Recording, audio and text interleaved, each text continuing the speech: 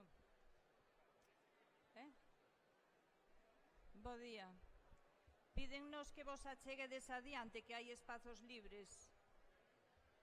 Uns pasiños para adiante.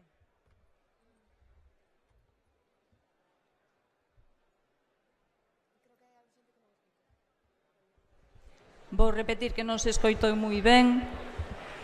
Pídennos a organización que vos sentedes diante. Hai moita xente pola parte de atrás e moi pouquiña por diante. Quedan moitos espazos baleiros e hai que enchelos. O ideal sería ter que ampliar un pouco máis o espazo. En caso.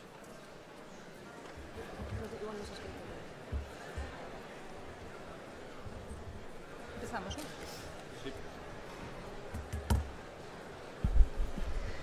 Bueno, imos empezando. Bo día a todas e a todos. Somos Iris Malvido, Alfonso Diz e Victoria Esteban. Somos membros do Consello das Mareas. E, bueno, primeiro de todo, queremos agradecervos que estedes aquí hoxe. Hai moita asistencia e, desde logo, é moi de agradecer nun día como hoxe, que seguramente a todos nos gustaría estar na playa, pero vimos con moita ilusión, moitas ganas de debatir. Un plenario dunha organización como a nosa é un momento de encontro das compañeiras que estamos neste proxecto, co obxectivo común de sacalo adiante e cambiar o noso país. É un espazo de diálogo, de entendemento, e vimos a falar e a achegar posturas, a decidir o rumbo que queremos seguir nos vindeiros 6 meses. O día seguramente vai ser longo, pero esperamos que ao final saíamos todas con sentimento de satisfacción e de fraternidade, a mesma fraternidade que nos trouxo ata aquí.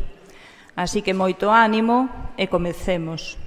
Alfonso nos vai explicar un pouco o mecanismo do plenario e teño que recordarvos que o procedimento para votar é a tarxetiña que temos aquí colgada.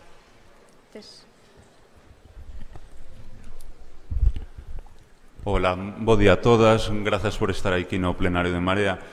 Como ben dixo Victoria, esta é unha mesa técnica que simplemente se encargará de facer o debate previo do regulamento que vai a reser este plenario e da escolla da mesa que continuará co desenvolvemento do mesmo. Indícanme que por aí á dereita miña, ou seja, a vosa esquerda, tedes unhas caixas para solicitar intervencións e anotarvos nos debates que están abertos. E como xa levamos un pouquiño de retraso, vamos a ir asustando un pouquiño os tempos de intervención, os bloques que temos, e pasamos a, sin máis dilación, a debater sobre o regulamento deste plenario. Hai presentadas 5 enmendas.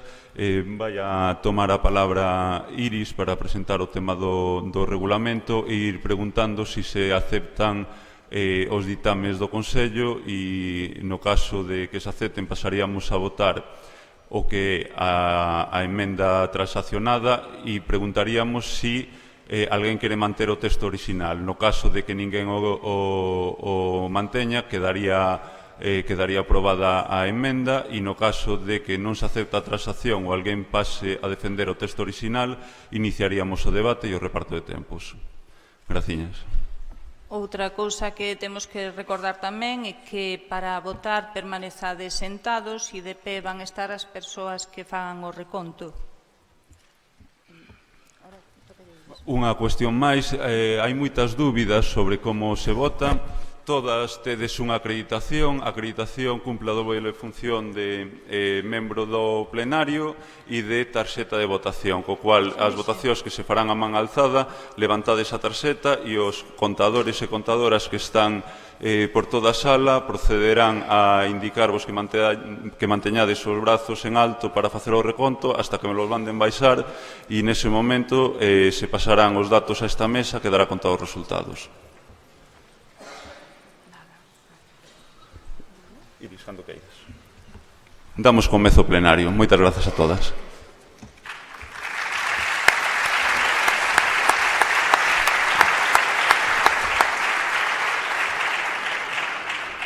Ola, bo día a todas, a todos, a todes. Estou un pouco nerviosa, co cual igual me tembla un pouco a voz, non dou dito que quero decir, pero bueno, basicamente vou a presentar o regulamento para o plenario que tedes todos na carpetiña e que consta de cuestións como o calendario, a que persoas están autorizadas a ter o censo, os servicios de organización, como funcionan, as áreas, a mesa presidencial, por quen está composta e todas, as emendas, como funcionan, todas estas pequenas cousas. Neste sentido, temos aquí, como decía antes Alfonso, 5 emendas diferentes, 4 das cales foron aceptadas e con unha se fixo unha proposta de integración. A primeira sería de Renato Domínguez, que establece que as persoas que estamos aquí que participen de forma voluntaria e en base ao principio de boa vontade. Dende o Consello entendimos que isto enriquecía o texto, co cual é aceptada. Se alguén quere defender o texto orixinal, pode subir agora. Renato acepta o ditame do Consello de incorporar isto? Sí. Hai alguén que quera defender o texto orixinal? Ben, pois queda incorporado o regulamento do plenario. Pasamos á segunda emenda. Vale, a segunda emenda sería de Ramón Veras. Sería unha cuestión dun erro tipográfico que nos confundimos, puña data do día 10 e era día 11, co cual tamén aceptamos esta emenda. Se hai alguén que quera defender o texto orixinal, pois pode facelo.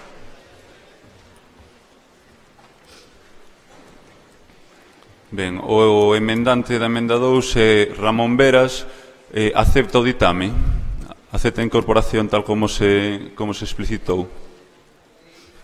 Hai alguén que defenda o texto orixinal?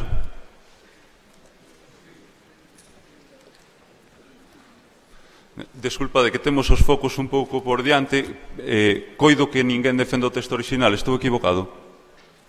Non. Aprobase entonces a incorporación da emenda número 2 ao regulamento.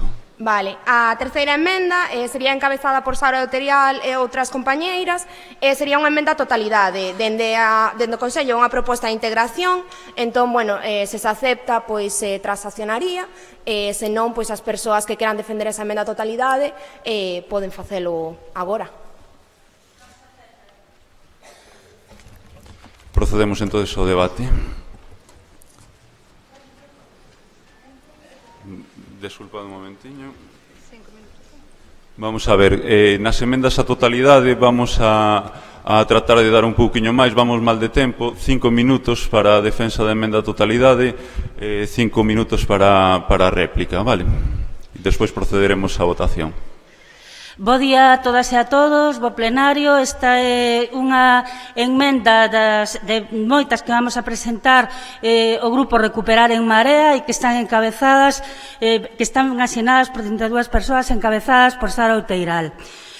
Paso xa a explicar en concreto cales son as emendas que facemos a este documento. Fundamentalmente, o que nos diferencia é que no artigo 5, que o documento oficial di a mesa presidencial, nos chamamos de a mesa do plenario. Creemos que o plenario é soberano e que debe de representarnos a todas e a todos. Presidencial é un término que non se sabe moi ben a que se refire. Despois, no artículo 6, entendemos, o oficial di que presentará o informe da coordenadora o voceiro e nos decimos que seña calquera membro o voceiro ou das vicevoceiras, entre outras cosas por unha cuestión de xénero, porque entendemos que as mulleres non podemos estar aí simplemente como floreros e que se é unha dirección o razonable é que poda ser calquera dos tres. E, por outra parte, decimos tamén que o relatorio di que o relatorio político será presentado por o emendante. Nos pedimos que sexa por o emendante ou persoa en quen delee.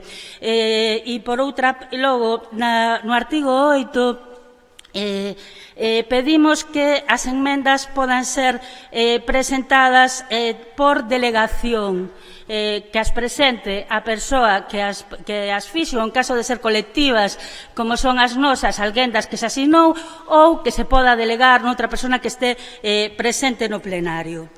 Por último, e para nós os dos puntos máis importantes son, por unha parte, que para aprobar este regulamento se exixe 2/3 dos presentes, mentres que para o resto a maioría simple. Nós entendemos que non é razonable que un organismo que representa a totalidade lle impoña que teña que ter unha maioría superior ao plenario, que é quen ten, que é quen máis ordena e que en definitiva é quen ten que ter a palabra. E por outra parte, para nós, donde queremos centrarnos máis por unha razón de lógica e sobre todo estas emendas están feitas tede en conta para que o plenario teña a maior fluidez posible e entre todos e todas nos podamos entender o mellor posible.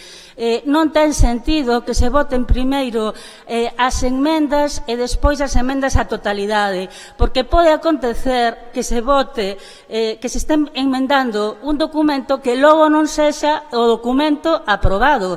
Pode que sexa ou pode que non sexa. Entón, por racionalidade, nos entendemos que primeiro se teñen que votar os documentos e unha vez que se sabe cuál é o documento, se enmenda o documento que está aprobado. Esas son as cuestións que queremos plantexar de recuperar en Marea. Moitas grazas. Graciñas.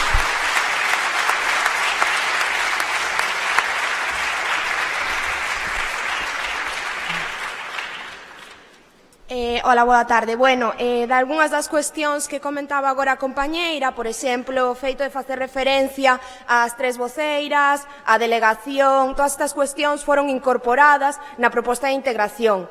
De feito, a maioría das cuestións son integradas, son aceptadas, nos as aceptamos e queremos facer un texto conxunto.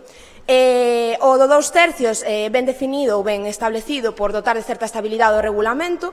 O tema das emendas, que primeiro se voten as emendas parciais para despois votar a emenda a totalidade, é simplemente por ese afán de intentar integrar. Quero dicir, queríamos que todas as inscritas pudesen defender aquí. Ao final, o texto oficial é moito máis aberto porque permite que as persoas podan facer as súas achegas, permite que haxa ese debate. Sin embargo, unha emenda a totalidade entendíamos que pechaba un pouco o debate, pois é un documento que non se pode enmendar a posteriori.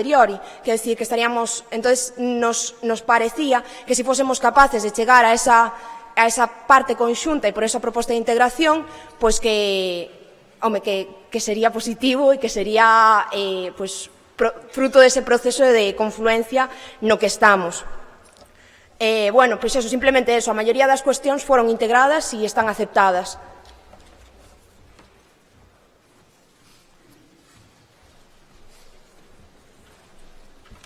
Moitas grazas. Procedemos, pois, á votación. Votos a favor da emenda.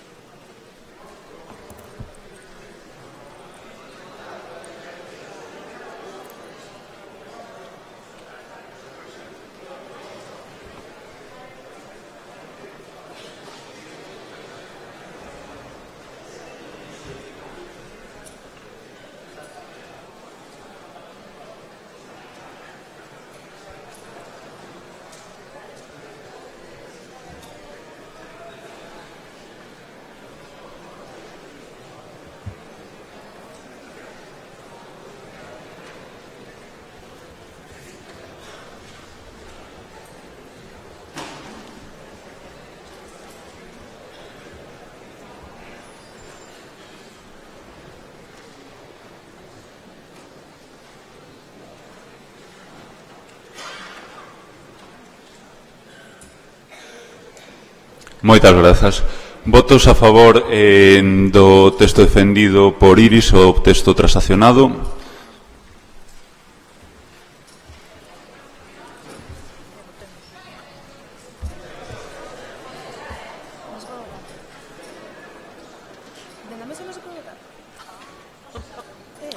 Desculpade.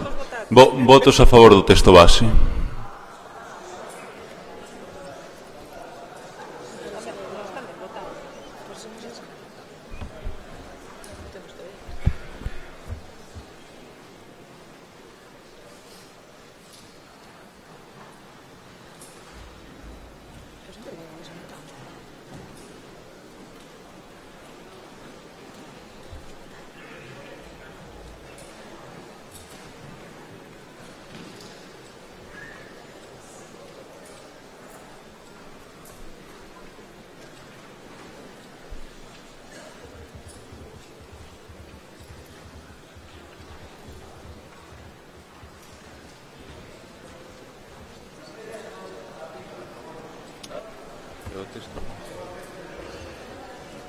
Sí. Transaccionado. Claro.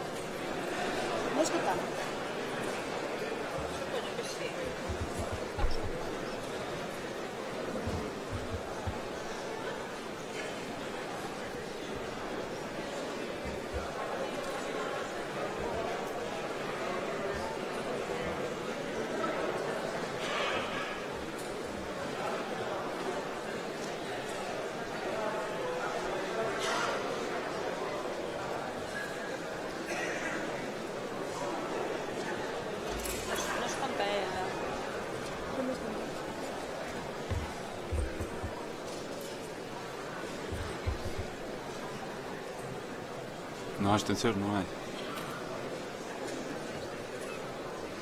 Non entendo.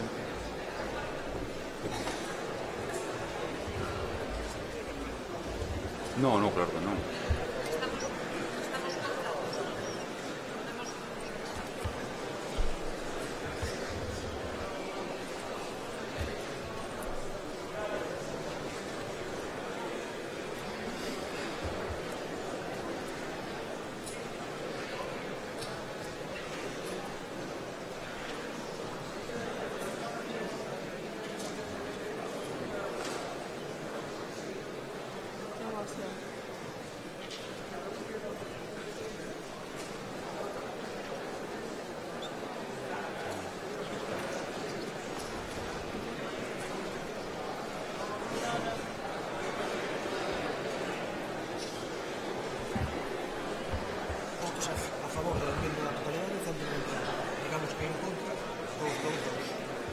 Correcto.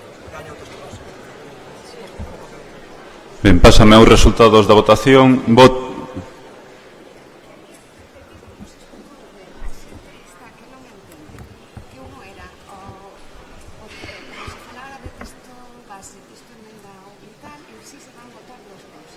Non, se vota unha cousa. Non, hubo a outra votación e esta non vai haber unha segunda de texto base que isto non dá, non? Pois eu creo.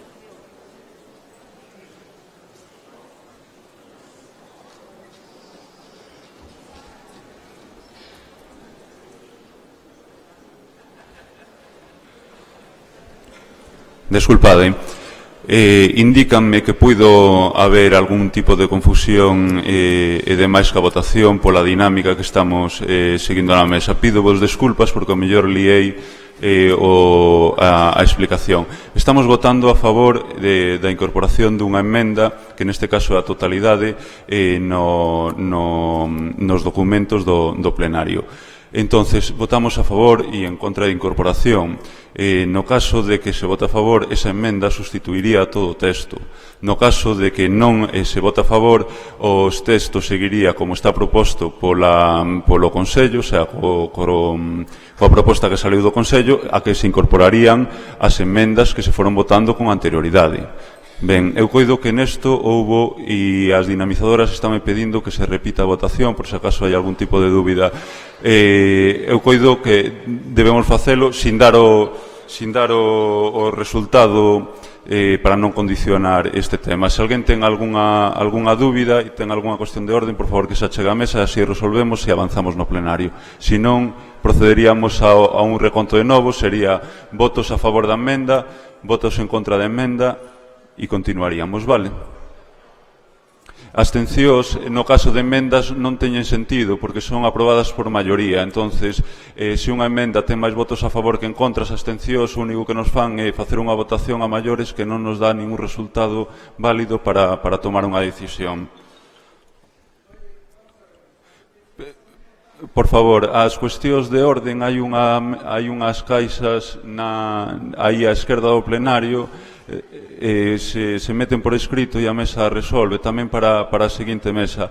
A dinámica en emendas non leva a abstencións, vale?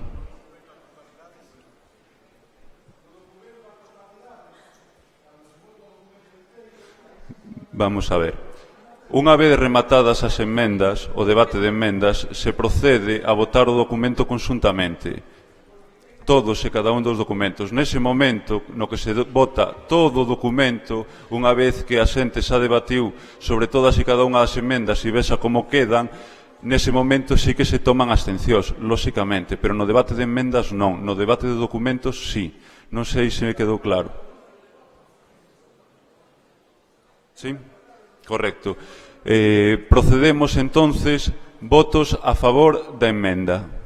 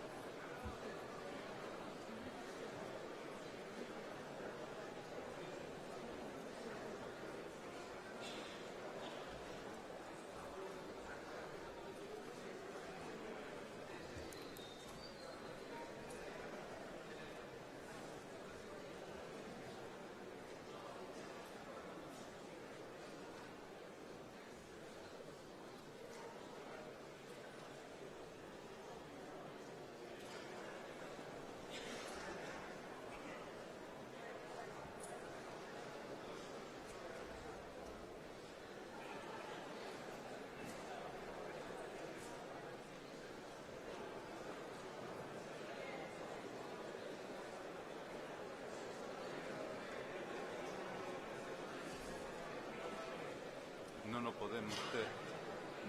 De momento non o podemos ter. co debate de enmendas pode haber xente que se absteña. Despois, no debate, na votación... Non sei o dato. Seguramente.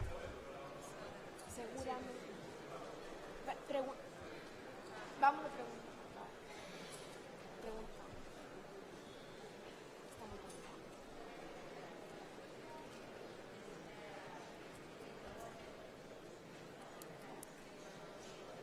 Xa están os resultados. Votos en contra da emenda, por favor.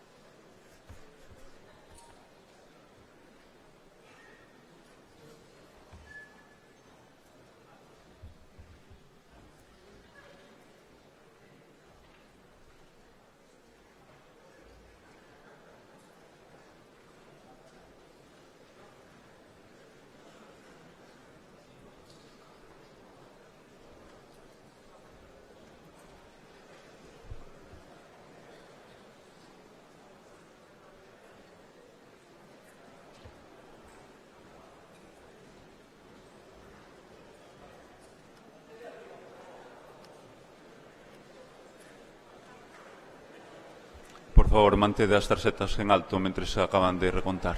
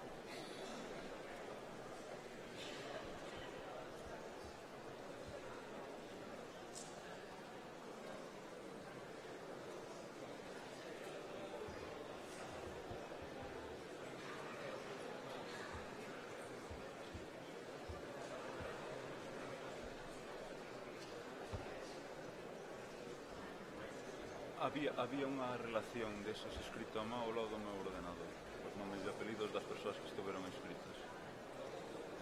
Sí, pregúntalle a Sara, a ver si ten esa relación. Que pasaron por a acreditación.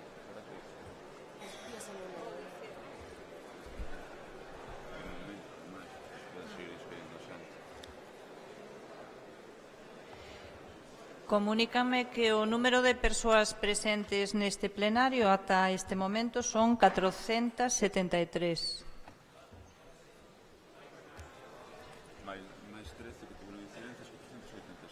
Mais 13 que tiveron incidencias na inscripción.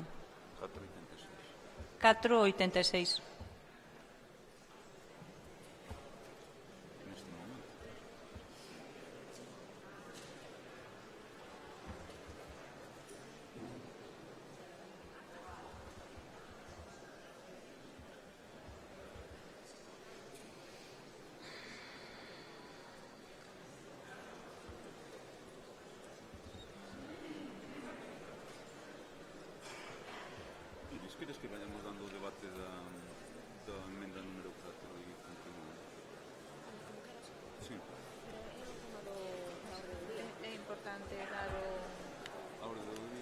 veces eso non vai no regulamento, se lle toca a mesa nova, xa. Pois veo.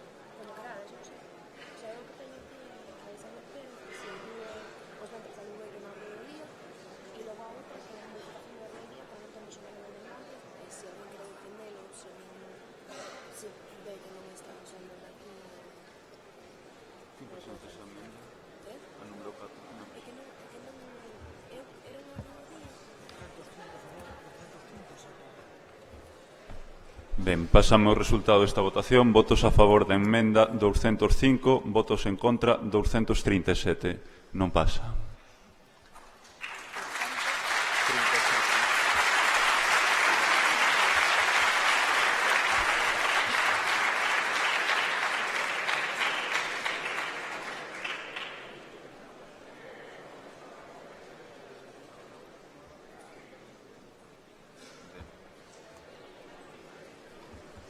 Vamos a ver, temos agora dous debates de emendas de cambio da orde do día. A orde do día xa solicitou o Grupo Parlamentar de Madrid que cambiara.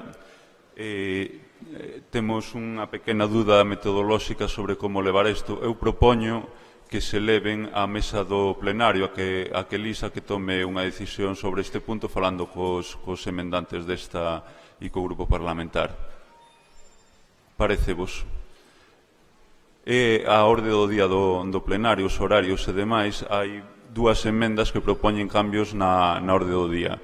Que os documentos vayan votados por riba do outro. Eu coido que ese debate deberá dar a mesa do plenario completa e propoñer os cambios, porque está claro que vamos acumulando retraso e o mellor temos que tomar algunha decisión sobre como colocar os documentos, vale?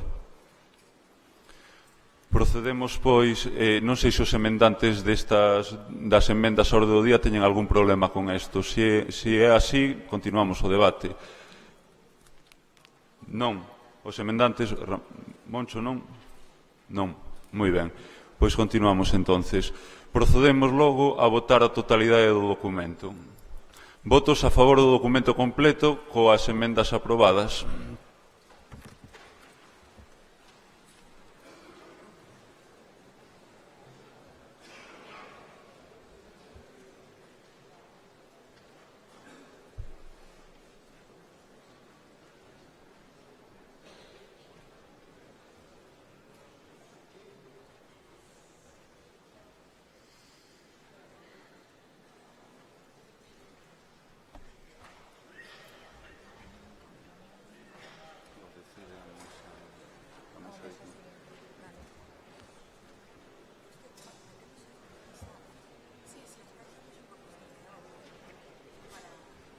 É que... No, bueno, sí. Eu coido que non procede.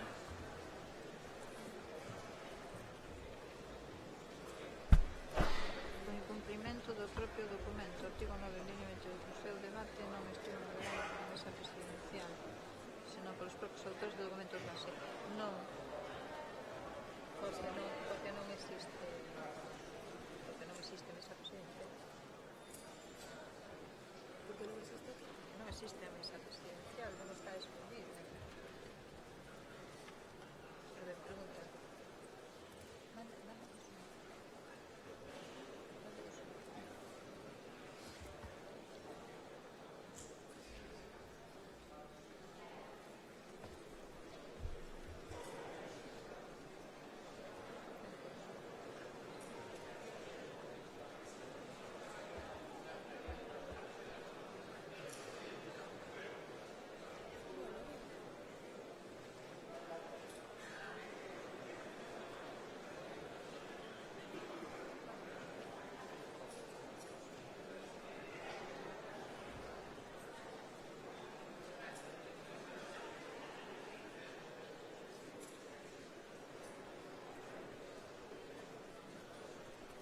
Xa está. Votos en contra do documento.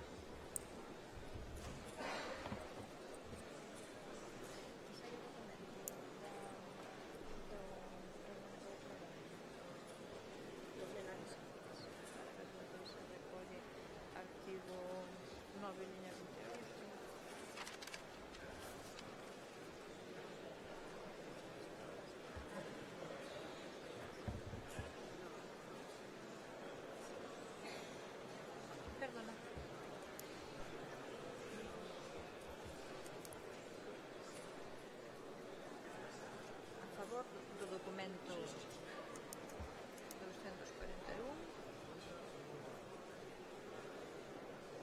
Hai falta abstencións aquí. 6, 12,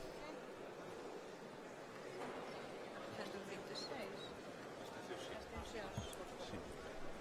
Ben, como estamos nun debate de documento, vamos a pedir abstencións, por favor.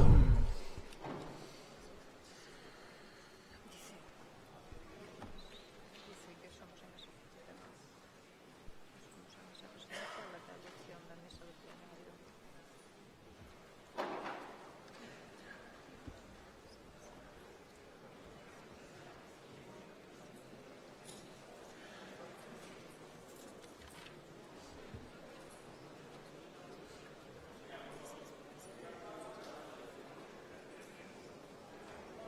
Por favor, mantede levantadas as papeletas hasta que acaben de recontar as persoas da organización para facilitarlles un poquinho o traballo.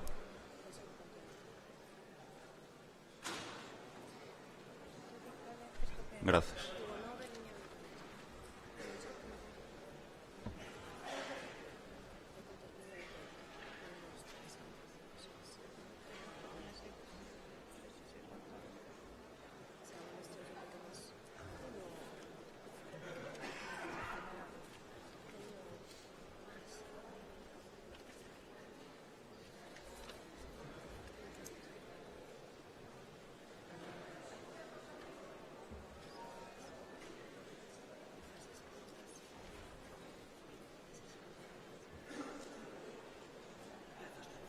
Moi ben.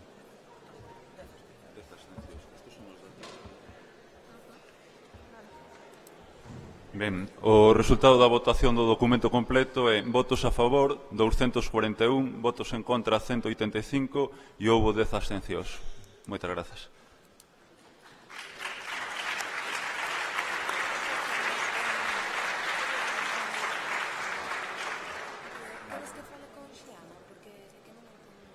Ben, o labor desta mesa técnica, que era simplemente a aprobación do regulamento resultante de todas as emendas recibidas, se rematou, procede elexir a mesa que presidirá este plenario, de aquí hasta o remate do mesmo.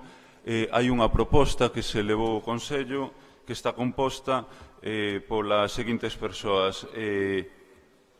Paqui de Xinzo Adiante, Iris, Paula Verao, Gonzalo, Sara, eu mesmo Alfonso, Daniel Conde, Tania Bouzo, Carmen Peña, Xermán Tobío, Patricia Grela, Olga Gago, Santiago Lamelo, Xiana López e Noelia Pedreira. Hai algunha proposta maiores? Eu coido que esta proposta foi a que saliu do Consello. Entendo que conleva... Ben, hai algunha proposta que non sexa esta mesa para proceder á votación? Non. Por favor, que suban os integrantes da mesa do plenario. Repito os nomes. Paqui, Iris, Paula Verao, Gonzalo, Sara, Daniel Conde, Tania Bouzo, Carmen Peña, Xermán Tobío, Patricia Grela, Olga Gago, Santiago Lamelo, Xiana López, Noelia Pedreira. Por favor, subide.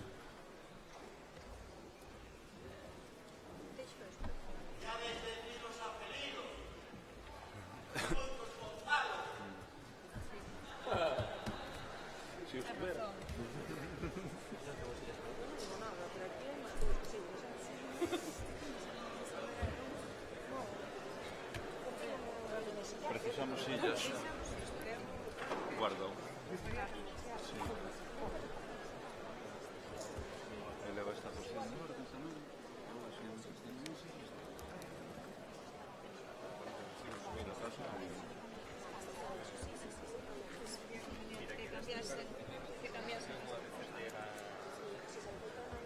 Bueno, se temos que tomar algunha decisión, eu precisaba un chisquiño de relevo, que teño que facer unha chamada. Quen... Sara, podes levar un chisquiño?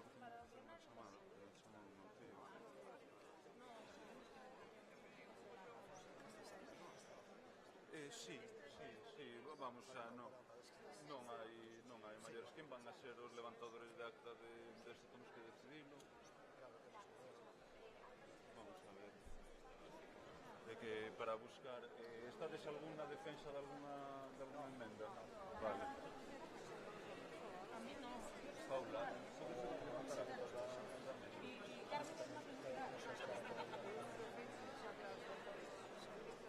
Non, digo, Dani, podes levantar acta? Sí. Non, tú vas persoas, buscadores para... Vale. No, pero vos deis, ou a papel, a papel. O sea, acta o que hai que levantar son as votacións e demais, se acaso hai alguna cuestión que teñamos que discutir realmente a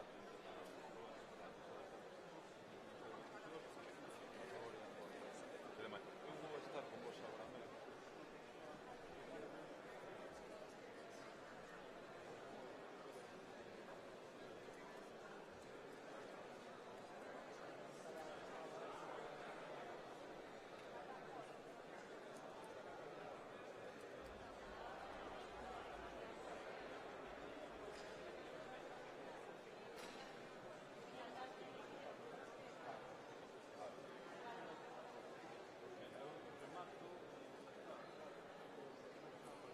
Esa dinámica de...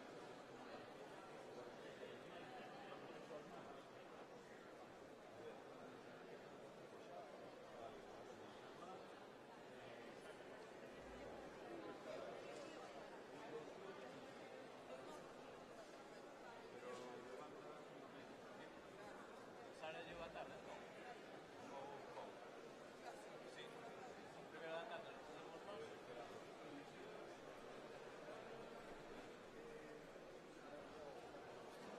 ya está, ven. Y después a la primera hora de la tarde dividimos ahora. ¿Tú qué se metas agora? No.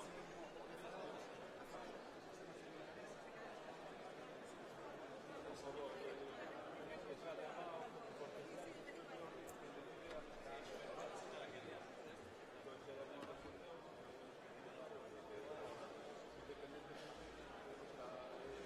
por favor, os vosos teléfonos.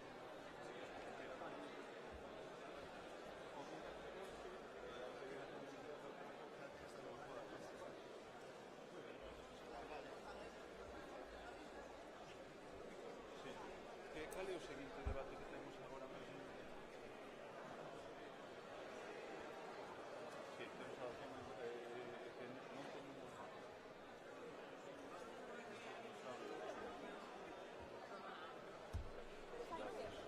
Que non tiñas o papel.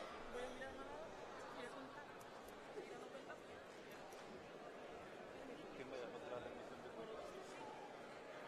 Pero se non te obligo, Bueno, pero igual non Gonzalo, estás preparado para a rendición de cuentas? Despois hai 15 minutos de micro aberto, non? Hai 15 minutos de micro aberto e que vou a deixar en 8 minutos. Quanto queres? Cuarto de hora. Para canto estás preparado? 20 minutos? 15. No, pero Carmen Baixo. Carmen Baixo.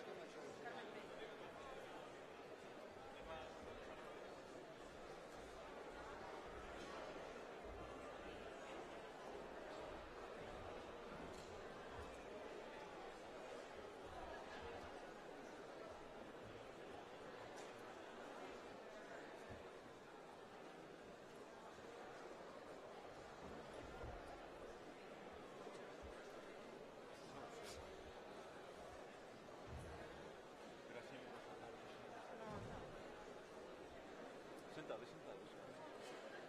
Ah, vale. No, pero es que estamos aquí, xa estamos aquí. O sea, non hai problema. Mira, temos que cortar uns esquiños horarios, vale? Entonces, que vos parece? Ahora ven un momento de rendición de contas do Consello. Eso tal como temos nos documentos.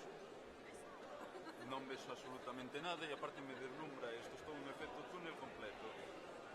Mirade, esta rendición de contas tiña que estar terminada ás 11:15, vale? Son as 12. E E tiña prevista media hora, po cual vou a dar un cuarto de hora e 8 minutos para intervención. Parece-vos? Xermán, parece? Mira, isto tiña previsto rematar ás 11:45. Entonces, ainda non empezamos, xa acumulamos un cuarto de hora de retraso sin empezar. Entonces, voulle dar un cuarto de hora solamente a Gonzalo para que faga a rendición de contas e 8 minutos de quendas a repartir entre as intervenciones, vale? Porque aquí hai quenda de preguntas sobre a rendición de contas do Consello, vale? E acto seguido, esas preguntas se contestan todas en 4 minutos, todas juntas, parece? E en intervención, sí.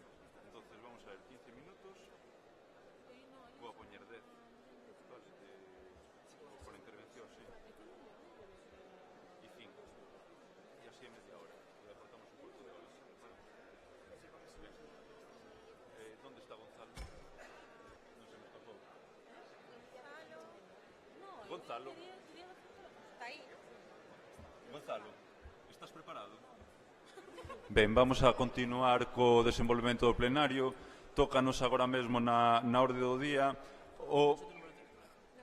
a rendición de contas do Consello.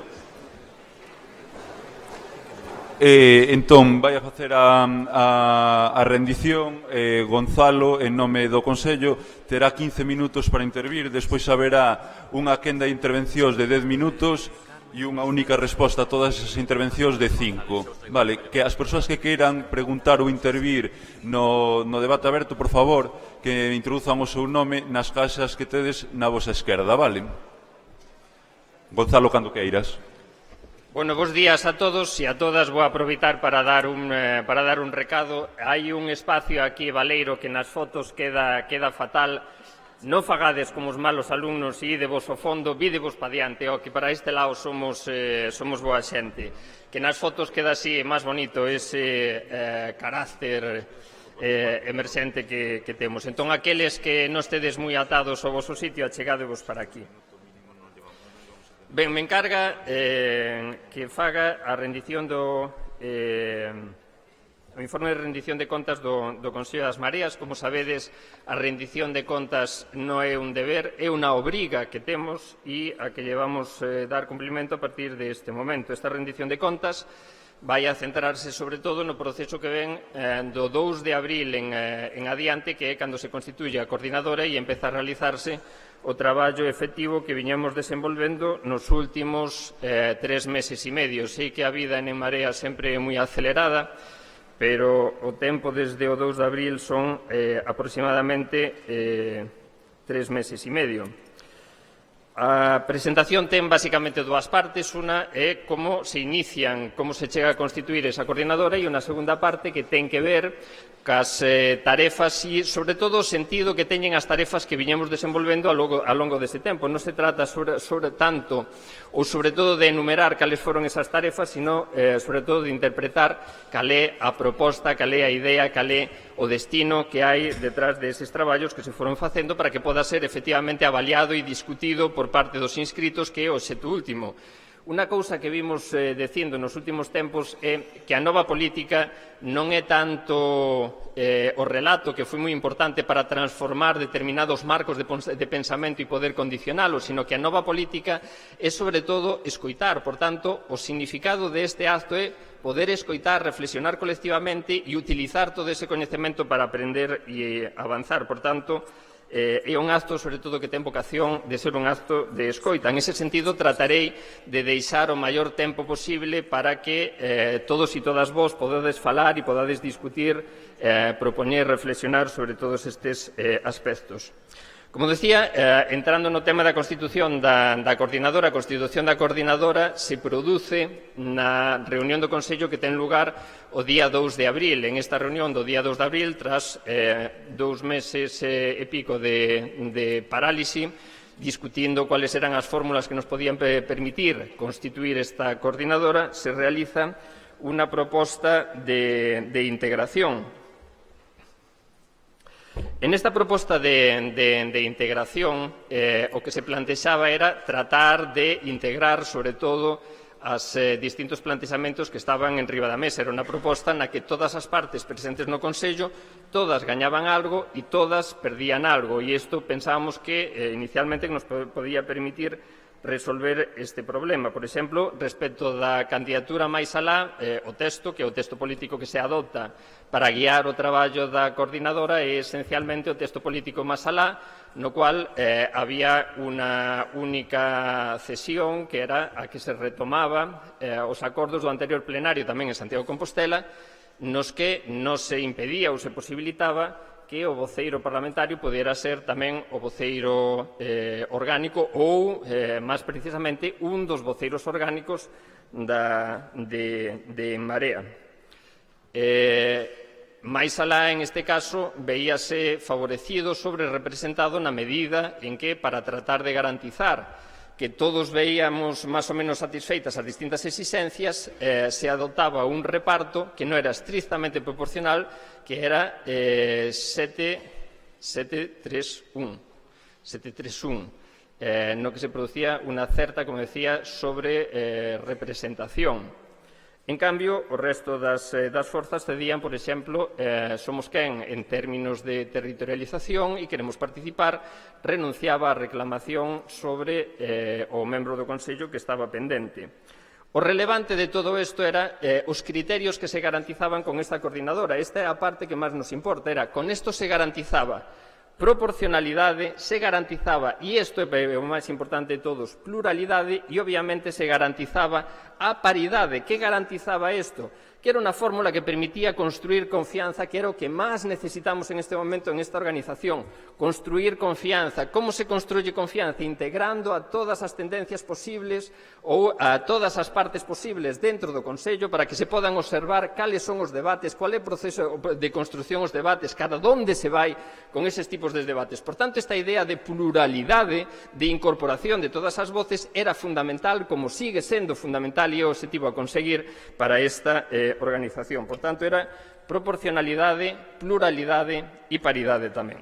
Ben, como sabedes todos e todas xa, esta proposta non pasou, non se aceptou e houve que constituir varias personas, 13 personas en concreto, renunciaron a incorporarse na coordinadora de En Marea e houve que constituir para poder avanzar nos traballos a coordinadora de En Marea en base á proporcionalidade estricta que aparece que establece o noso regulamento de 6-3-2 con personas procedentes das tres candidaturas de máis alá, de Somos Quen e de Queremos Participar. Como decía, esta coordinadora adopta fundamentalmente ou na súa maioría o documento político de máis alá e este é o que guía os traballos da coordinadora. Ben, esta é a parte de como nos poñemos en marcha. A parte que ven despois é a parte de cales foron os traballos e o objetivo dos traballos que se viñeron desenvolvendo.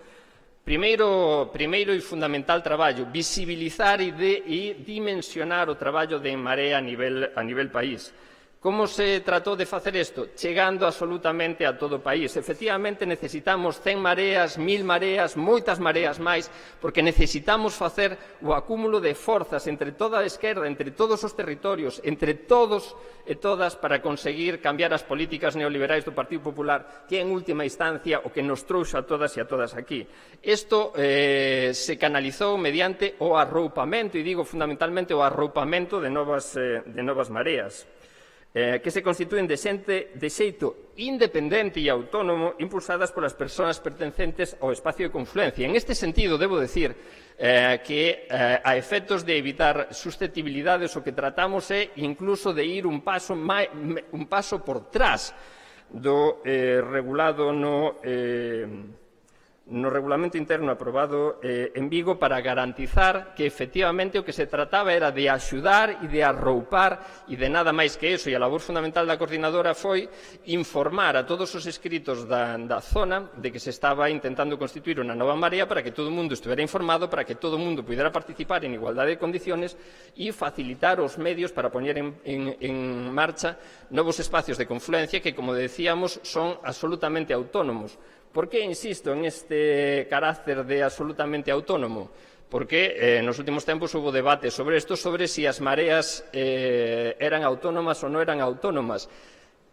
Este era un debate que probablemente non se tuviera dado nunca si o Consello, si a coordinadora fora plural, si estuveran observando ali cuáles eran as discusións que houve ali foron discusións no sentido, por exemplo, de que nunca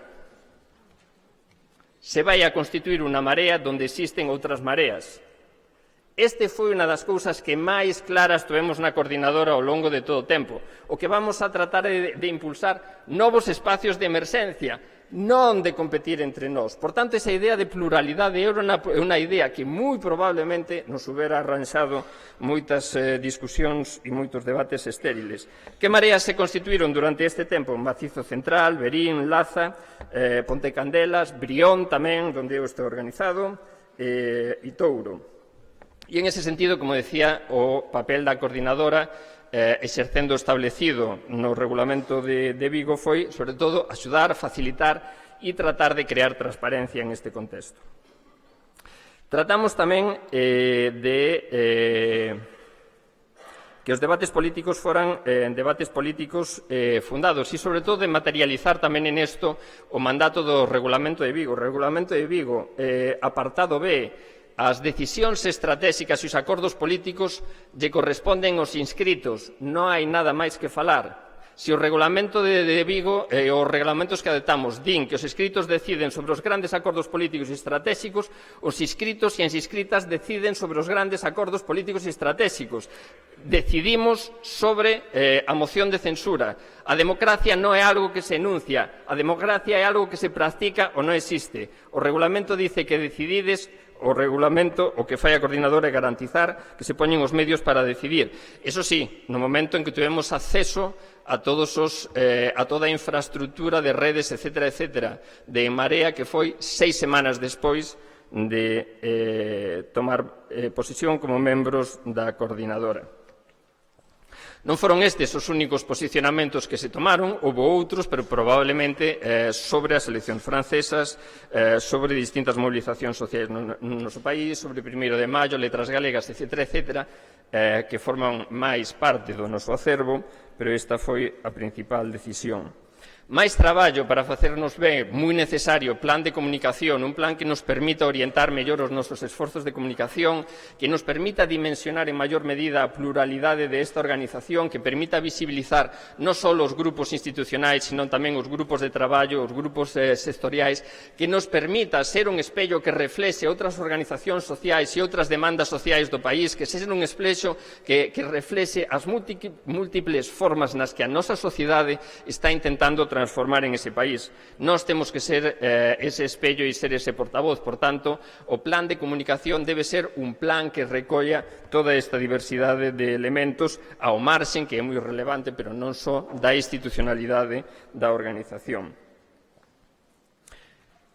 Garantizar plena participación. A participación non é só o exercicio de votar, ese exercicio debe ser un exercicio fundamentado e a participación é deliberar, é escoitarse, é reflexionar, é aprender, é construir fundamentalmente en común.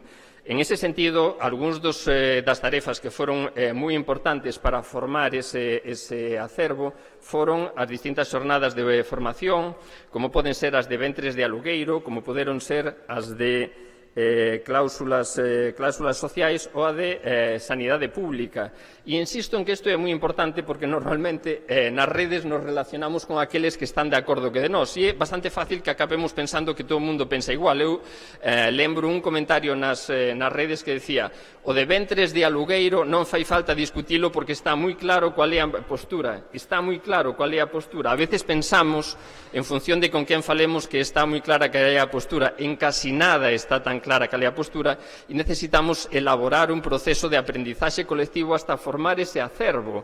E isto é fundamental porque vemos de tradicións distintas, de espacios distintos e necesitamos buscar ese espacio común. Eses elementos de formación, de debate e de aprendizaxe dos uns dos outros son fundamentais para crear ese acervo común que necesitamos en esta organización. Unha das formas en que se van a apoiar tamén este proceso de dimensionamento e de formación e de aprendizaxe ao longo de todo o país va a ser mediante os mecanismos de participación na nova web. A web que se está elaborando vai incluir, por un lado, unha plataforma de votación. Esta plataforma de votación va a significar varias cousas, que vamos a poder exercer máis esa democracia absolutamente directa por parte dos inscritos, pero va a significar máis algo que tamén necesitamos, que son os coidados. Que quere decir os coidados? O poder conciliar, o poder combinar o traballo presencial co traballo no presencial, facilitarlle a vida. Esta non pode ser unha organización de resistentes, non pode ser unha organización na que ao final se impoña aquel que é máis capaz de estar máis horas pegadas no asento. É unha organización que ten que abrirse e ten que facilitar a participación independentemente de cales sexan as circunstancias das persoas. Por tanto, eses elementos de conciliación, eses elementos de cuidado, eses elementos de participación son a infraestructura que necesitamos para producir un crecemento, me quedan 3 minutos, un crecemento sólido.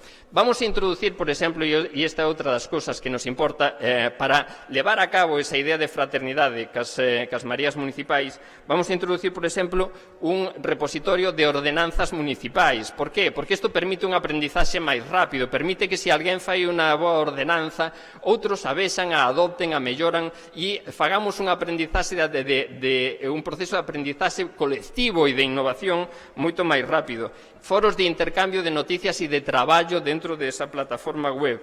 Asistencia xurídica ás organizacións municipais. Esta é unha demanda das organizacións municipalistas para poder traballar, discutir, propoñer en RPTs, ordenanzas municipais, regulamento, plans urbanísticos, etc., etc. Transparencia, e vou rematando un pouco aceleradamente para atenderme ao tempo. Na nova web, da que hoxe teredes alguna presentación, se porán a disposición de todos os inscritos e inscritas por primeira vez nesta organización todas as actas da coordinadora e do Consello. Está nomeada a cuestión de garantía e, por último, e con isto e outra cousa remato, como se contrata en esta coordinadora. A coordinadora adotou dúas fórmulas de contratación, e isto é moi importante telo en conta. A primeira fórmula de contratación son para contratacións urxentes non estruturais que teñen un carácter máximo de 3 meses, de modo que se podan atender as necesidades urxentes da organización sin condicionar as contratacións estruturais que van a ter unha serie de garantías precisas que enumero. Primeiramente, se elaborou unha relación de postos de traballo que foi aprobada polo Consello, no que se identificaban os postos, as funcións e os requerimentos que deben ter esos postos, no que se propón a fórmula de contratación para garantizar que hai un tribunal que evalúa por mérito e capacidade. Confianza, sí, porque se lle vai a pedir a todos os inscritos e confiamos en todos os inscritos e inscritas, pero sobre todo mérito e capacidade, porque o que estamos defendendo é a idea de un equipo técnico, de un staff que sexa de toda a organización, que esté claro que traballa toda a organización. Non estamos a favor de un modelo de liberado fontaneiro que traballe para unha parte. Gonzalo, vai rematando, por favor. Crear a confianza significa crear institucións, un marco institucional no que todo o mundo traballe cooperativamente para o conxunto da organización. O traballo da... Gonzalo, rematou o tempo. Moitas gracias. Eu coido que quedou bastante claro. Correcto, moitas gracias pola vosa atención. Solo...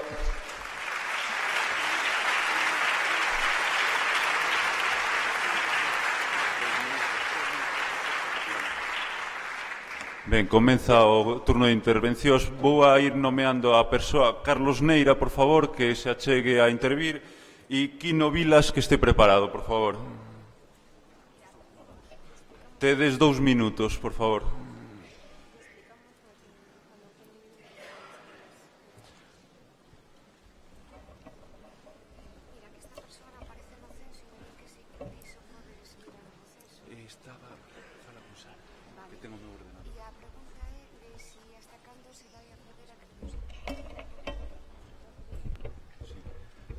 Cando vos quede un minuto, veredes que vos levantan en fronte un cartaz para non interrumpirvos, vale? Cando queiras, Carlos. Ben, para min o máis importante é que a Marea arrancou. En Vigo decidimos que fora un suxeito político, que houbera unha organización de adscripción individual. En Santiago nos dotamos dos métodos para facer as eleccións galegas e a esencia e o principal foi establecer a compatibilidade para que os voceiros de En Marea poidan ser tamén os voceiros do grupo parlamentar. En esencia esa. Despois houve un silencio, unha parálise de meses que nos reventaba a todos e a todas. E era imposible que xente responsable mantivera esa situación. Para min o valor grande de todo isto é que alguén tomou a responsabilidade e fixo valer a decisión que os mareantes e as mareantes decidimos nunhas votacións, eleximos 35 persoas libres para que dirixiran, tomaran decisións no noso nome, e esas 35 persoas libres elexiron os órganos que dan lugar a todo un traballo inmenso, que antes non existía, que antes non había nada, nin transparencia, nin sabíamos onde se decidía, nin sabíamos absolutamente de onde caían as decisións e as designacións. Nos non tiñamos noticia de nada, absolutamente de nada. O cambio tan grande que a min me sorprende que haxa xente que teña dúbidas de que a Marea está en marcha. Graciñas, Carlos. Quino Vilas, por favor, que se vaya preparando Rafa do Pico. Hola, bo día. Estou con moita satisfacción de estar aquí xunta de vos. Penso que é unha oportunidade que temos de darlle continuidade a este proceso. Eu estive na asamblea de xullo pasado en Vigo e tamén na de Compostela. Despois deses dous procesos, cando mirei as persoas que saíron elexidas para ese Consello das Mareas, pensaba que aí estaban representadas aquelas sensibilidades que creíamos incorporadas en este proceso, e penso que siguen a estar aí representadas. Cando mirei a unha persoa como Luís Villares falar e dirixirse a toda a cidadanía co seu talante e co seu carisma, me pareceu que había empatía. Para min me merecía toda a confianza, e xunta con el toda a xente que estaba nese proceso, nese Consello das Mareas. Creo que podemos confiar neles, creo que podemos seguir a dar impulso a toda esa xente. Hoxe me alegrei moito de mirar entrar aquí a Luís Villares acompañado de Beiras. Botei en falta algunhas persoas, penso que están por aí, penso que podemos seguir aquí xuntas e tirando de isto para adiante. A exposición que fixo Gonzalo facía moita alusión a cuestión da confianza, a cuestión da empatía. Me parece que é moi necesaria e deberíamos tratar de poñernos todos en ese labor. Moitas grazas e adiante.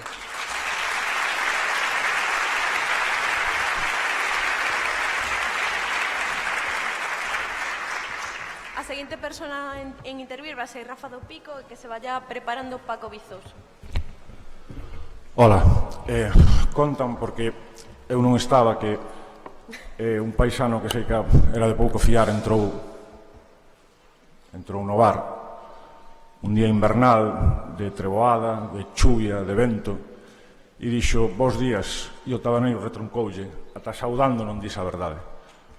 Bueno, o informe que presenta hoxe aquí o Consello das Mareas, o informe que presenta en realidad a coordinadora está baseada en toda unha serie de cuestións que son un relato cambiado. En primeiro lugar, para falar da constitución da propia coordinadora, non hai proporcionalidade que salve para avalar a traición ao que votou a xente inscrita, aos documentos que votou a xente inscrita. A pluralidade non se proclama, a pluralidade exércese. Este espazo empezou a nacer moito antes do 30 de xullo, aínda que o 30 de xullo foi un espazo fundamental. E este suxeito, para estar consolidado, como di o documento, necesita de ser mestizo, plural e diverso e de funcionamento horizontal. Pódese autoproclamar e na maior das autocomplacencias que se está indo ben, que se está consolidando o espazo, pero sabemos que iso non é verdade. E hoxe o que temos aquí oportunidade é a vir a recuperar a marea que queremos. E a marea que queremos non pode ser unha marea que, en vez de tecer unha rede de mareas e de favorecer que haxa un crecimento dende abaixo, o que se dedica é, como un partido convencional, a ir creando estruturas territoriais polo país. Porque unha marea é unha marea e a asamblea dun partido é outra cousa. Da mesma maneira, poderíamos falar con respecto á transparencia e poderíamos falar á determinación das liñas políticas que conforman este espazo. Entón, a vontade das persoas inscritas era crear ese conxunto amplo, suxeito, mestizo, plural, para a ruptura. E o que temos, dende a coordinadora do 2 de abril, é outra cousa. Recuperemos o que tiñamos.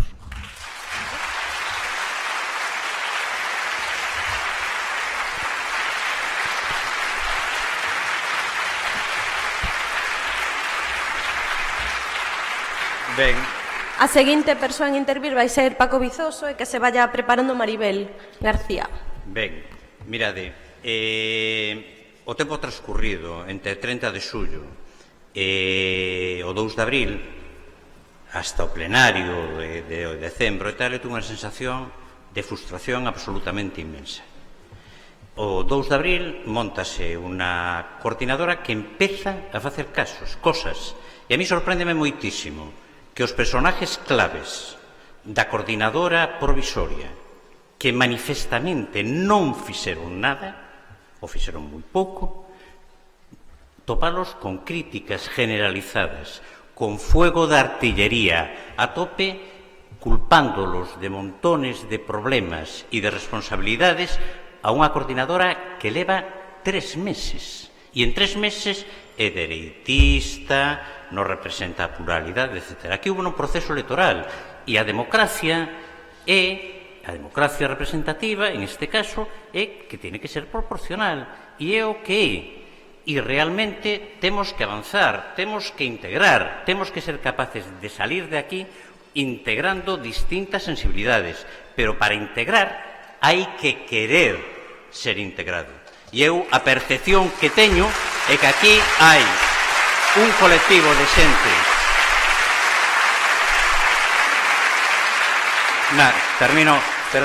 Que hai un grupo de xente importante que le dá igual o que se ofreza, calquer esforzo de integración. A posición, a única intención é cargarse a coordinadora.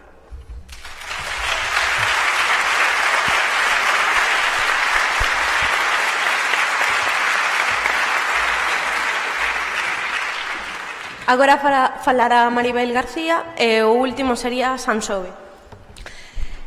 Ben, bons días a todos. Antes de nada, parabéns a Gonzalo, aínda que non puido rematar a súa exposición, pero por falta de tempo. Eu estou aquí, como ben se me nota, teño xa 60 anos cumplidos, e levo moito máis de media vida loitando porque a esquerda teña unha representación neste noso e meu país. Lamento escoitar que parece que seguimos na mesma liña. Desde logo, así non vamos a ningún lugar. Eu podo decir que son membro dunha candidatura municipalista en donde a coordinadora nos veu a explicar o traballo que levaban feito e escoitei en outros sitios, e podo decir que, primeiro, nesa candidatura municipalista ninguén nos manipulou, ni ninguén nos pide nin que firmemos nada, e temos absoluta autonomía como candidatura municipalista. Eso sí, cada un participa despois a nivel no que quere. Creo neste proxecto, creo en unha marea plural que representa todo o mundo e cabe todo o mundo, e debe caber todo o mundo, e creo en Luís Villares como cabeza deste proxecto, e quero defendelo públicamente, porque xa está ben de esconder a cabeza e despois publicar nos diarios. Nada máis.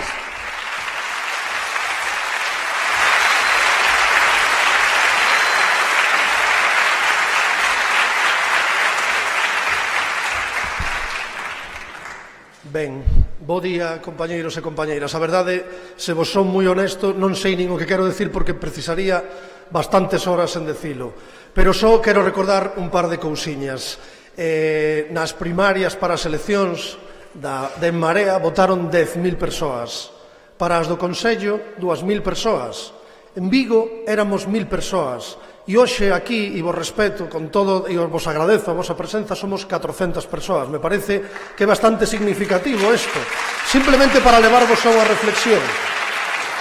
Aínda así e todo, vos agradezo de corazón que estexamos hoxe aquí, porque máis unha vez, vexo aquí moitas caras da miña familia, da familia das Mareas en Común, das Mareas municipalistas, toda esa familia que no 2016 contra vento e a favor de Marea loitaron cada 15 días contra todo o que había que escoitar para crear o que estamos hoxe aquí lamentablemente vendo como se deturpa, que é unha marea para todo o mundo e feita de baixo para arriba. Lamentablemente, eso que estamos vendo hoxe aquí. Eu vos quero agradecer que estexades hoxe aquí.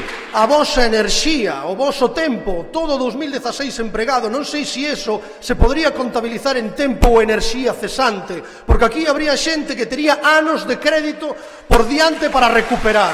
Esa enerxía que fai a Marea, a enerxía do tempo e a enerxía do tempo cesante que dedicachedes tantas persoas aquí. Me quedan moitas cousas que non me quedan absolutamente nada claras con este rendemento de contas da coordenadora, non do Consello. O cal é un drama. Disculpade, só o formato deste acto,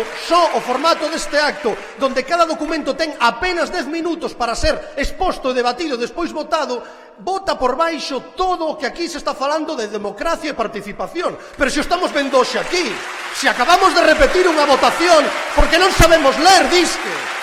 Me parece vergoñoso e así levamos uns meses aproveitando. Mirade, sabemos ler e leímos o documento que obrigaba a todas as persoas que se poñían nesa candidatura de máis alá. Sabíamos o que ali se comprometían. Iso que temos aquí, compromiso, vexo en moitas caras de vos, desde xaneiro do 2016. Moitas gracias por estar aí. E hai Marea, claro que vai haber, e moita máis.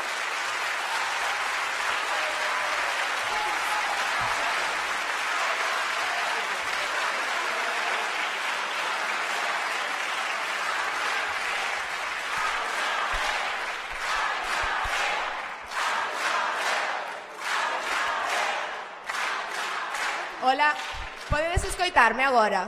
Vale, que non me iba ao micro, creo que tuve un problema tecnolóxico dándolle o botón.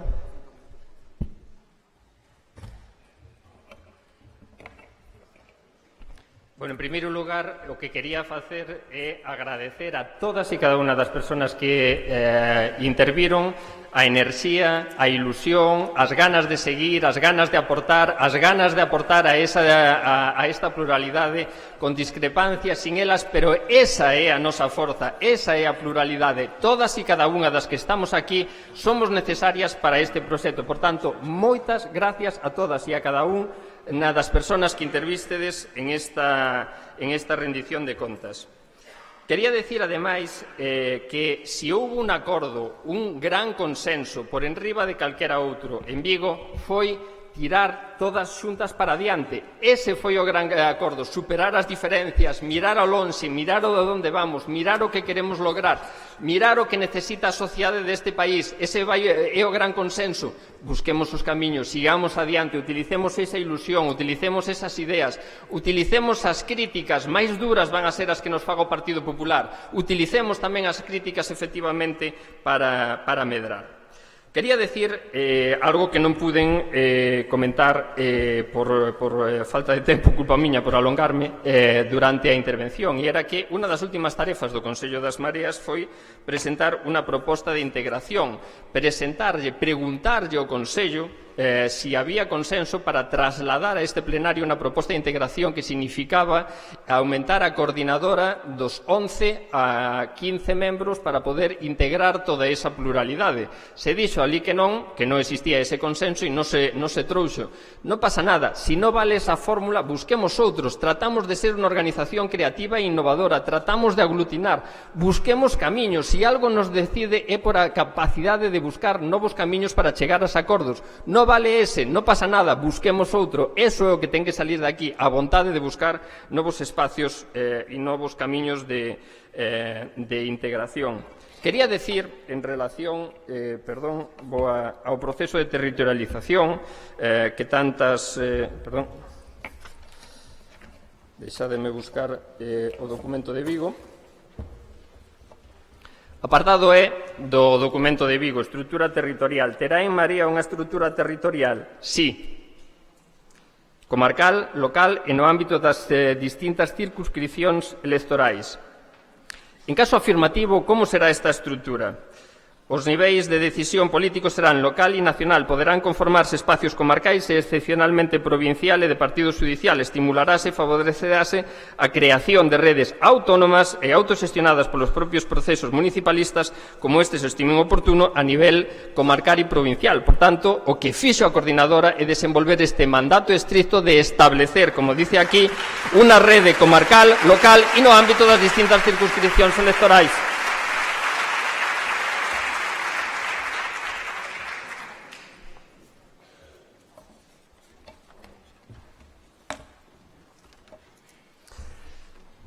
Efectivamente, en este plenario estou de acordo con Sanxove que non hai tempo suficiente para desenvolver todas as ideas, pero, como decía, todos os debates, todos os argumentos para afondar, pero non creo que deba ser o plenario o único espacio de participación. Creo que debemos ter en marcha as mareas sectoriais. Creo que temos que poñer en marcha os grupos de traballo. Creo que temos que facer máis jornadas de formación nos que nos podamos atopar e crear este proceso construtivo e de aprendizaxe. Creo que temos que poñer en marcha ferramentas telemáticas que permitan disociar a necesidade de presencia física en todos os procesos. E necesitamos crear esa infraestructura que pouco a pouco nos dé a posibilidade de desenvolver este debate. Sumémonos a ese esforzo, vayamos por aí, fagamos todos xuntos. Solo quero decir unha cousa para rematar. Si o que representa esta coordinadora forma parte da pluralidade de En Marea, sigamos todas xuntas. Nada máis. Moitas gracias.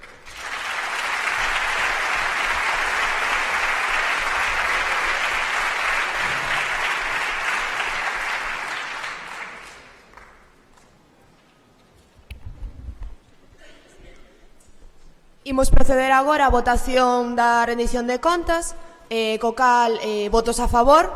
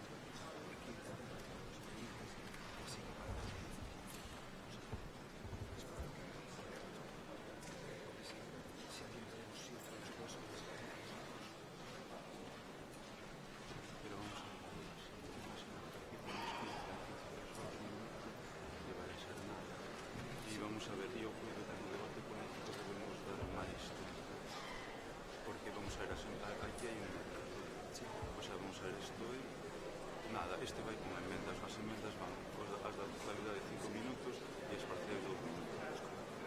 Esas van así. E despois nos documentos da rendición de contas, cuáles nos quedan?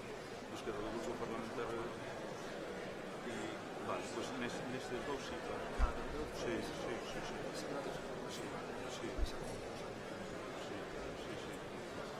Non, aparte temos que repetir tempo como sexa, porque senón se vai a quedar moita orde do día sen debater.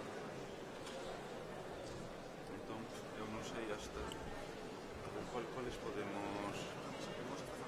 Mirade, eu hai a dos dentro da botella que se leva bastante. Hai dous documentos que non levaron emendas. Espera, pois se este pide arrancar... Votos en contra do informe de rendición de contas.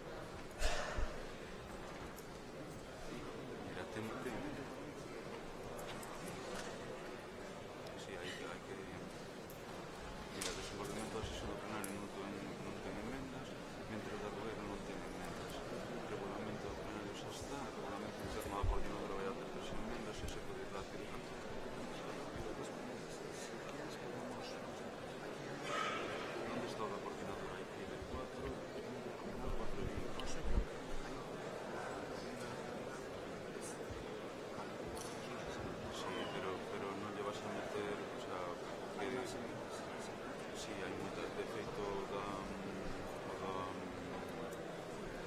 Consello. Mira, o Consello ten 5 emendas. E o da coordinadora...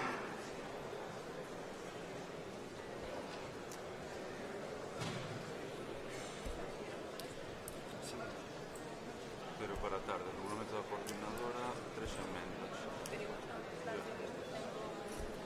No, 5 minutos emenda do total, 2 as imparciais. O regulamento do Consello ten 5 tamén. E coordinadora, 4. Ou 3. Deixan mirar a xesta da totalidade.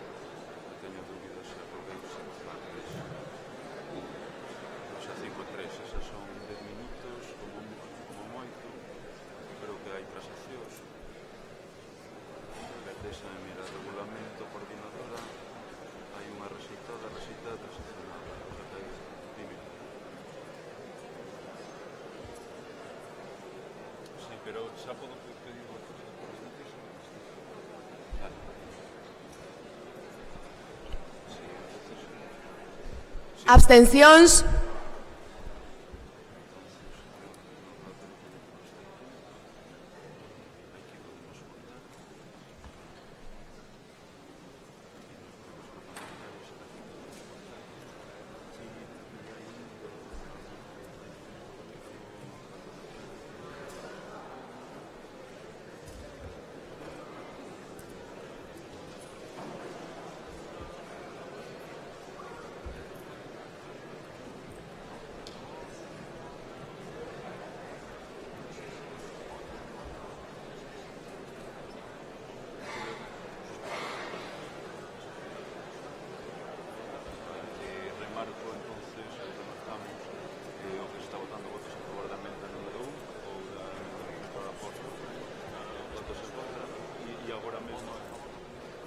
Votos a favor do documento de rendición de contas. Ai, ai. Porque sabe comeu os osos e come a carne do pescado.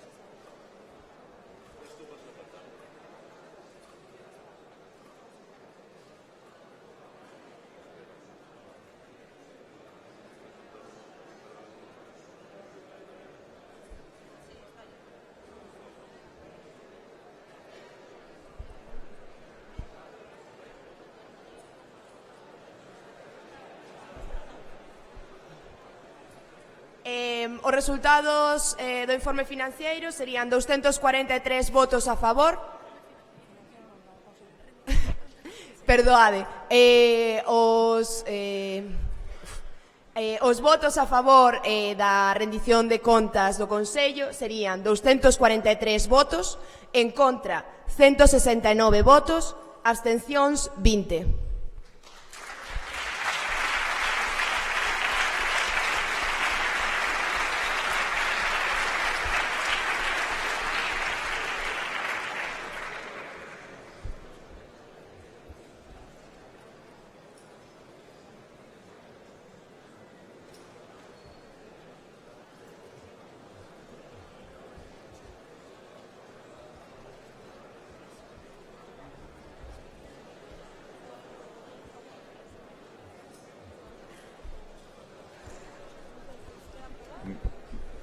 Ben, bo día de novo.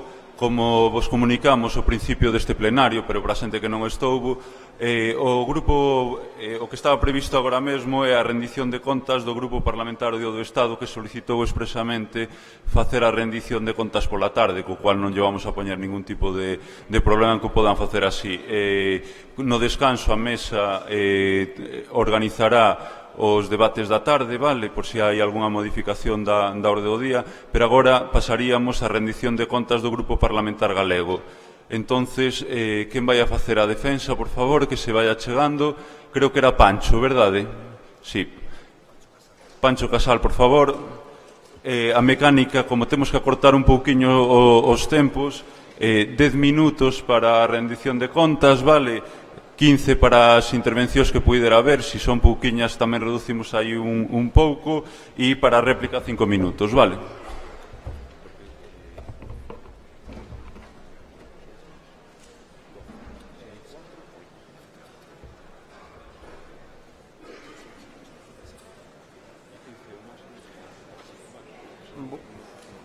Bo día a todos e a todas.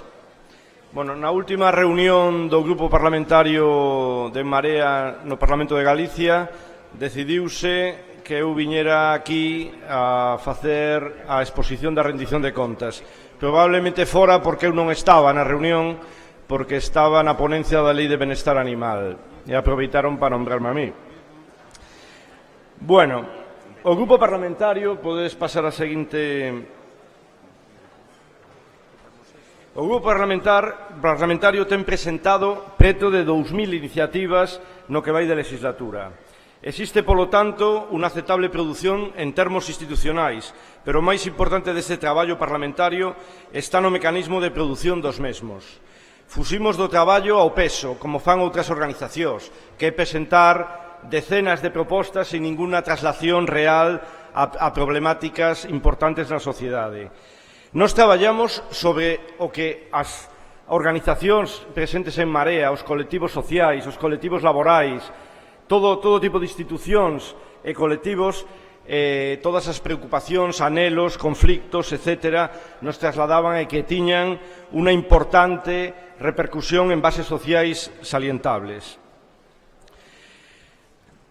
Desta maneira, normalmente, as propostas estaban en relación sempre con visitas, con reunións, con colectivos, etc. O sea, que o grupo non inventaba ao peso propostas en función de que, por exemplo, o que poida sair nos periódicos, cosa que estamos acostumbrados. Estamos acostumbrados a ver moitas propostas que simplemente están sacadas de Google ou da Voz de Galicia, incluso. Aínda así, e tendo en conta que esta é a maneira de traballar, que pensamos que é a maneira de traballar, é necesario incrementar moitísimo máis o contacto do grupo parlamentario ca realidade social a través de todas as mareas e de todos os colectivos que participan en Marea. Esta é a maneira de que, de verdade, esas 2.000 propostas, se acaso volvede para atrás para... que esas 2.000 propostas de verdade reflexen o que son as problemáticas, as inquedanzas, os anhelos de toda a sociedade, o rescate de dereitos, etc. Por eso é moi importante que ese traslado, esa vehiculización de todas esas problemáticas cheguen de maneira moi áxil, moito máis que en este momento a xente que estamos ali no Parlamento, para de verdade que teña sentido real o noso traballo. Ao pleno leváronse 139 iniciativas, houbo 241 intervencións do grupo no pleno. As intervencións en comisións foron 800, en total 1.041 intervencións. No que vai de legislatura, o grupo realizou preto de 900 actividades fora das institucións, contrastables mediante as nosas redes ou medios de comunicación. Como sabedes, cada día publicase unha senda, aí pode coñecerse todo o que fai o grupo día por día. Ademais, os parlamentarios, de modo individual, tamén temos un Google Calendar público onde podedes consultar toda a actividade que vamos facendo día a día. Bueno, aí está un pouco a evolución mes a mes Voy a ir moi rápido, evidentemente non se pode falar das 2.000 propostas, voy a ir de unha maneira moi rápida. O grupo cada semana fai un planteamento estratégico do que se vai presentar no seguinte pleno. Sabedes que hai pleno no Parlamento cada 15 días e hai comisións todas as semanas. A partir de aí establécense posibles plenos temáticos en función de problemáticas concretas importantes e se desenvolve un pouco unha estrategia en base ao que era tamén o programa electoral. Isto é un tema que agora temos que renovar de cara ao novo período de sesións.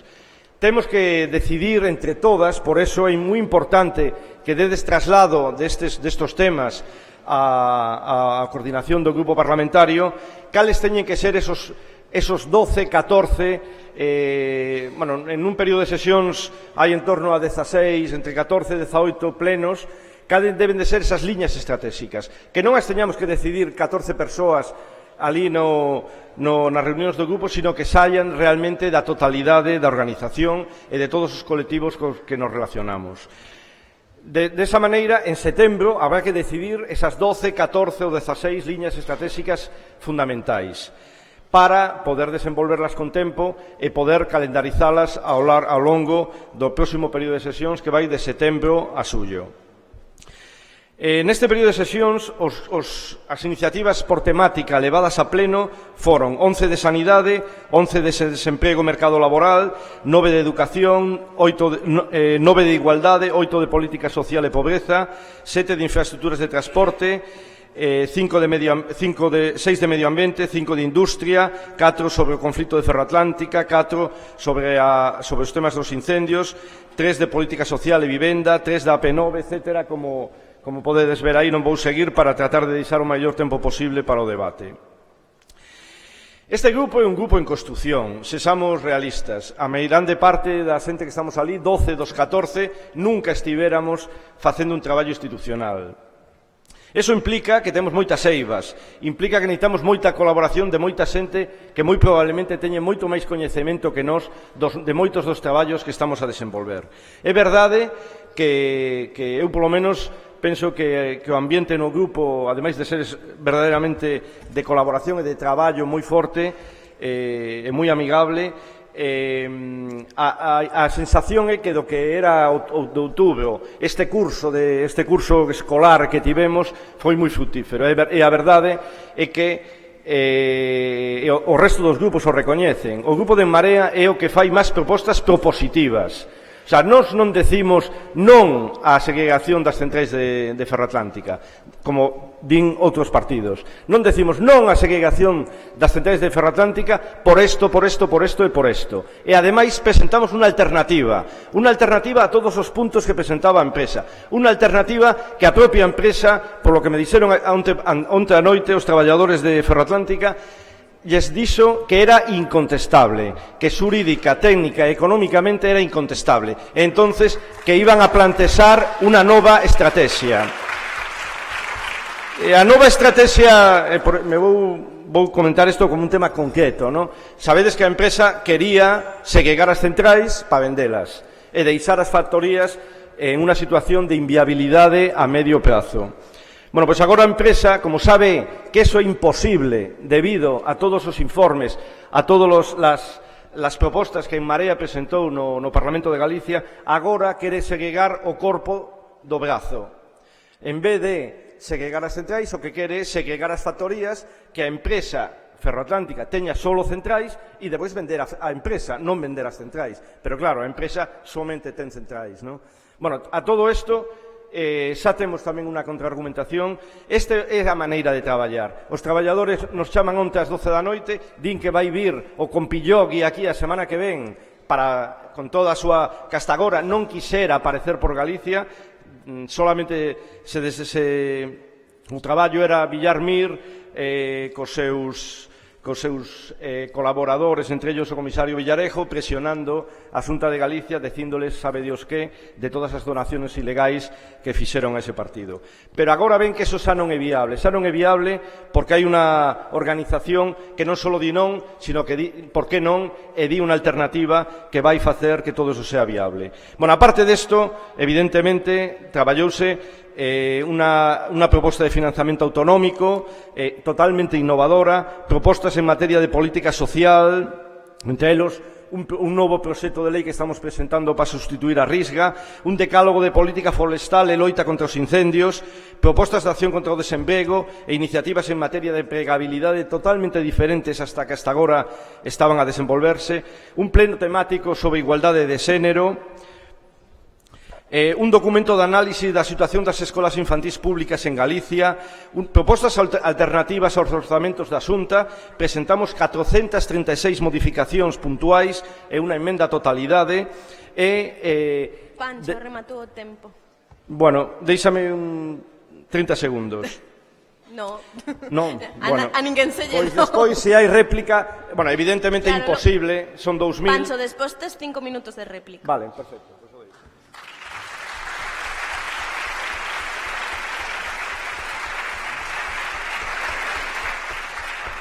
Me din desde comunicación que se pode ser que a xente se corte un pouco co wifi que non está chegando a prensa.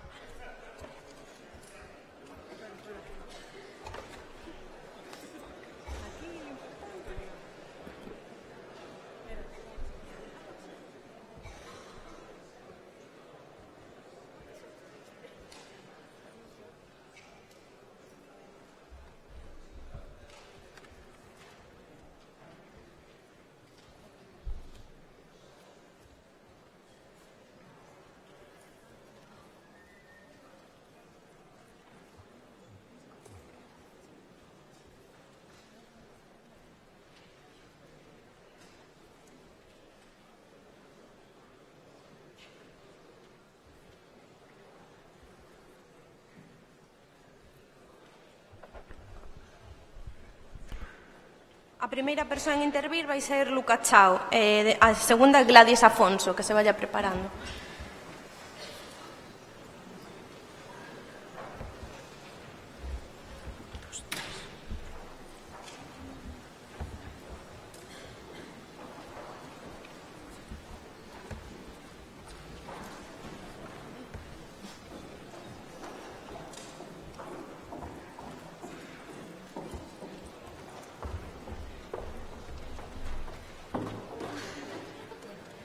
Entre 2 minutos e medio.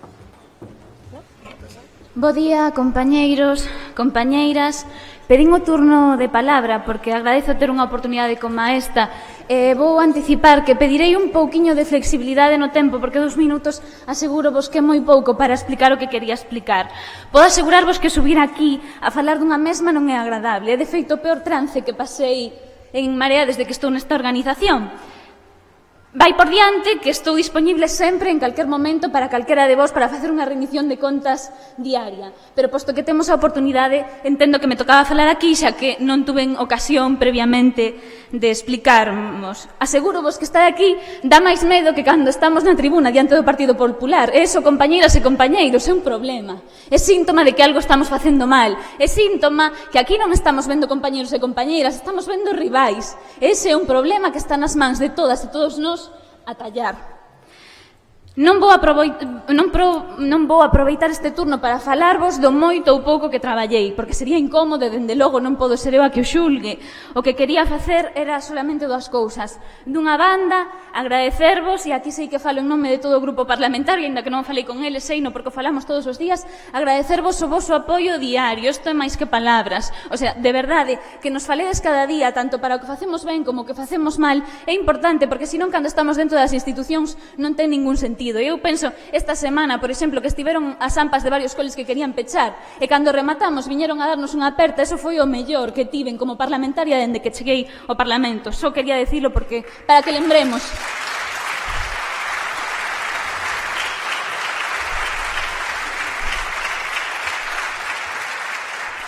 En segundo lugar, quero explicar a miña situación persoal e aquí é onde a parte máis desagradable do caso. Como moitos saberedes, hai 2 meses que renunciei á dedicación exclusiva no Parlamento de Galicia.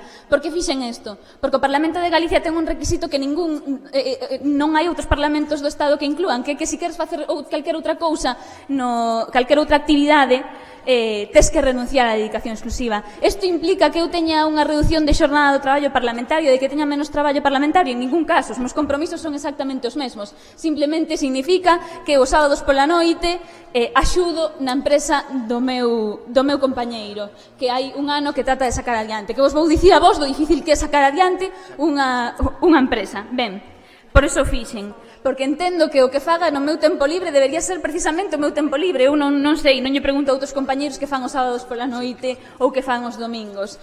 Ou hoxe, por exemplo, evidentemente, cando o traballo parlamentario mo permite, porque hoxe estou aquí e non estou aí. Quería decirlo, pois, simplemente para que se alguén ten dúbidas de que isto sexa adecuado, dende logo que a miña acta está totalmente a disposición deste plenario. Se calquera ten dúbidas de que debera continuar con ela, pois estaría encantada de escoitalo e actuar en consecuencia. Mais nada, moitas gracias.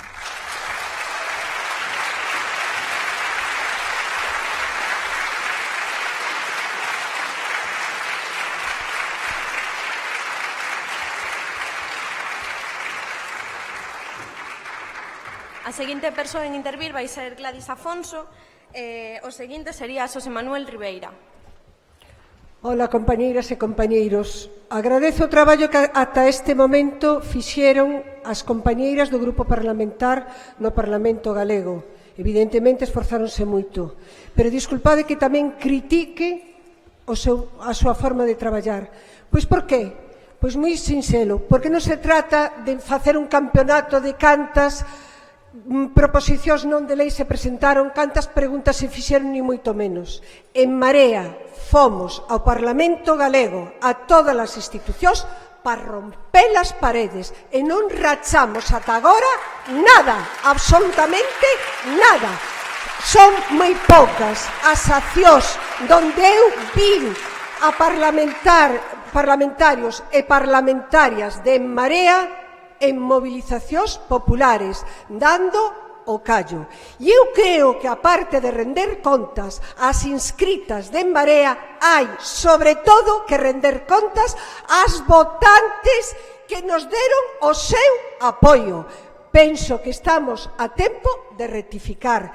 Penso que debemos seguir dando caña e utilizar as institucións para romper o sistema, para crear algo novo, moi distinto ao que se está a facer. Non queremos reformar, queremos romper e cambiar. Queremos que a democracia seña participativa, non representativa. Eu elexín as miñas representantes para que señan a voz miña e de todo o pobo galego. E teñen que estar codo a codo e na rúa con todo o pobo galego. Nada máis.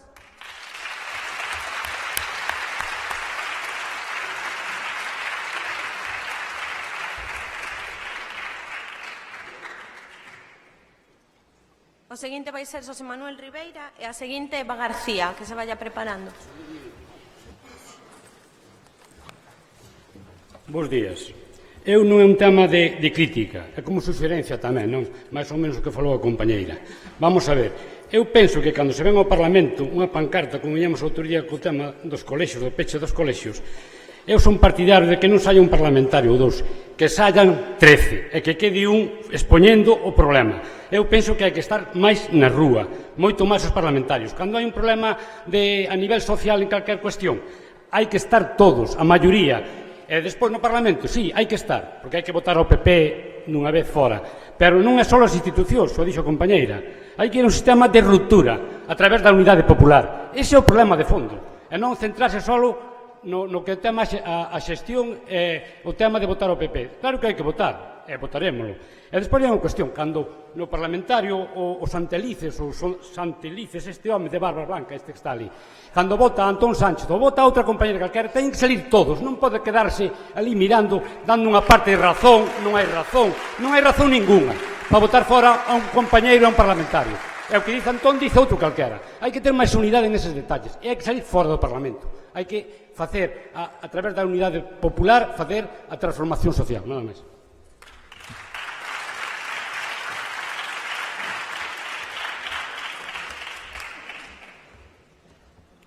Eva García.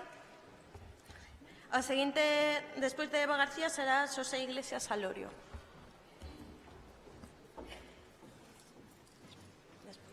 Bueno, buenos días a todos. Yo del grupo parlamentario en general no puedo hablar porque no tengo capacidad, la verdad, para abordar todo lo que están haciendo. Lo que sí que puedo hablar es de los trabajos que se están haciendo desde un punto de vista feminista. Y, desde luego, los trabajos se están viendo. La ley LGTBI, que se ha estado discutiendo estos últimos días y en el que, por supuesto, no apareció el PP, lo que se está trabajando en los pactos contra la violencia de género. Creo que también lo que tenemos que hacer desde ahí es reforzar lo que se está haciendo en el Parlamento, en lo que están haciendo por lo menos la parte que nosotros podemos conocer. Yo, desde luego, reconozco que hay muchas partes que no controlo. Es cierto también que se ha intentado organizar, se han organizado unos encuentros muy interesantes en muchísimas ciudades y pueblos, en las distintas mareas, sobre los ventos de Alugueiro, que ha dado lugar a un documento que, parece interesante. Unos encuentros que se hicieron, es cierto, bajo ciertas coordenadas que eran las que interesaban desde un punto de vista feminista. He salido, sobre todo, aparte de porque quiero reforzar a mis compañeras, me parece importante que también se refuerce a los compañeros, decir que estoy viendo cómo se están vaciando el significado aquí muchísimos términos, entre otros el de cuidados. O sea, a mí que se banalicen ciertos términos me fastidia porque son unos términos por los que peleo y en los que estoy muy implicada. Y un plenario como este, que esté diciendo que está defendiendo los cuidados, me fastidia porque sé que no es así. Y lo vemos que no es así. Y una mesa de esta forma no está facilitando los cuidados de todas las personas que participamos en este espacio. Otra cosa, me queda un minuto y ya está. Ya he dicho más o menos lo más importante. Muchas gracias por escucharme. Hasta luego.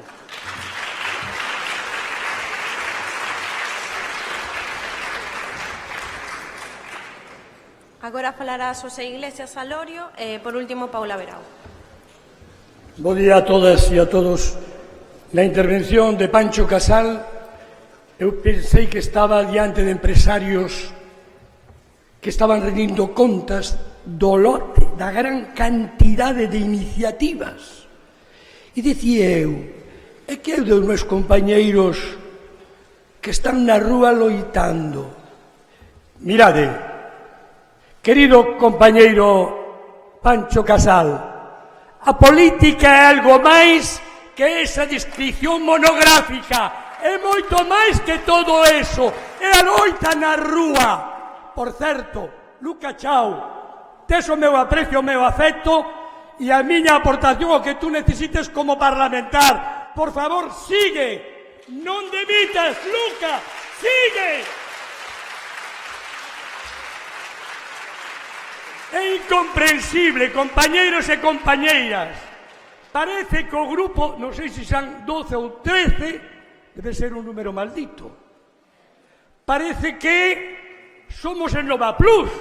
Pois sabedes, compañeiros e compañeras, algún que estades aquí e tamén no Parlamento, a imaxe que a mí me produce nos medios de comunicación, seña comprados, vendidos ou que seña, é que eso non é un grupo aunado, familiar. Non vou dicir cariñoso, por favor. No, non é. Hai máis disensión, visualizo eu, que outra cousa. Menos sermos clericais e máis traballo na rúa no Parlamento. E hai que solidarizarse cando alguén o expulsan do Parlamento como presidente do mesmo. Vale, nada máis e moitas grazas.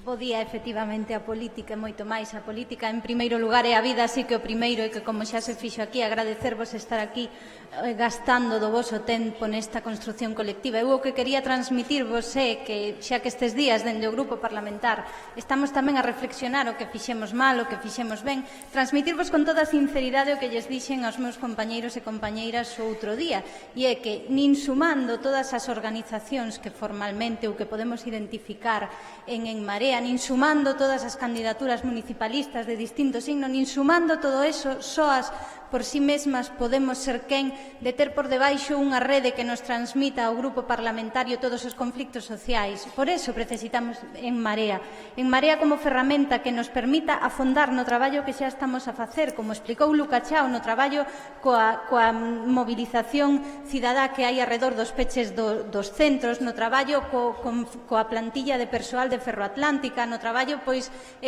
persoas dos equipos de valoración e orientación para a discapacidade, con todo ese tecido social que non precisa tutelas, porque Galicia, como ben explica moitas veces Luis Villares, é o territorio, o lugar, a nación cunha gran conflictividade social que non precisa tutelas, precisa unha ferramenta que poñamos a súa disposición para canalizar estas cuestións, neste caso, no Parlamento de Galicia. Por iso volo quería transmitir, porque eu ali gráficamente puxenme a contar, pero cantos concelleiros ten cada unha das forzas políticas que teóricamente apoiamos En Marea, pero cantas candidaturas municipalistas hai, e que falta moito máis para que podamos rentabilizar todo ese conflicto social que existe e que lle poñamos ferramentas á sociedade ao seu servizo, non para decirlles, mirade, tedes que facer así, senón para que elas nos digan que levemos eso ali e que teña efecto e que en 2020 votemos ao PP do Parlamento da Xunta.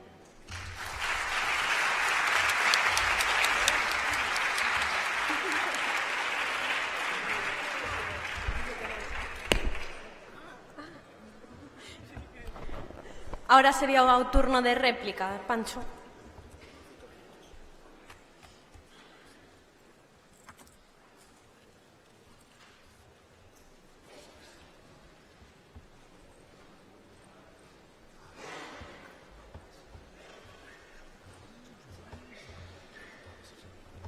Pancho, tes 5 minutos. Vale. Bueno, penso que o dixen ao principio da intervención. Esas 1900 iniciativas, 1900 e pico iniciativas, saíron prácticamente todas de reunións con colectivos, con asociacións. O grupo fixo máis de 900 actividades en conflictos, en manifestacións, non sei se non se escoitou. Ao mellor o problema que temos, eu que penso que se hoxe aquí estiveran os traballadores de Ferroatlántica, os de Excel, os de Alcoa, os de Navantia, os das empresas auxiliares de Vigo e Ourense, as protectoras e asociacións animalistas, as asociacións de nais e pais de centros afectados por peches, as asociacións e sindicatos da saúde e da educación, os bombeiros rurais, as asociacións feministas, etc., etc., etc. O sea, esas 900 asociacións, colectivos cos que estivemos actividade na rúa, ao mellor a impresión de algunhas persoas podería ser diferente. Penso que se hoxe estivéramos en CEE e víramos como os traballadores de Ferroatlántica, e perdóade que fale tanto desto porque era unha responsabilidade directa miña, penso que poderían falarlles á xente que di que facemos o traballo de portas para dentro do Parlamento, poderían decirlles que eso non é así. Que moitos de nós, por exemplo, case vivimos no mes de xaneiro en CEE. Ao mellor é un problema de falta de información, pode ser, pero todos os días podedes dispoñer da senda onde se di, punto por punto, todo o que se fai fora do Parlamento. Por elo, penso que hai que incrementarlo de maneira moi importante, pero, sobre todo, de que maneira? Luis Villares, Antón Sánchez, Luca Chao. A primeira vez, por exemplo, que nos reunimos con os traballadores de Ferroatlántica, ali non había ninguén de En Marea. Foi partir de cero. A mellor, o que temos que conseguir é que todo o tecido de En Marea este tamén presente en todos esos colectivos. E así, que nos cheguen esas cousas aos parlamentarios, será máis doado.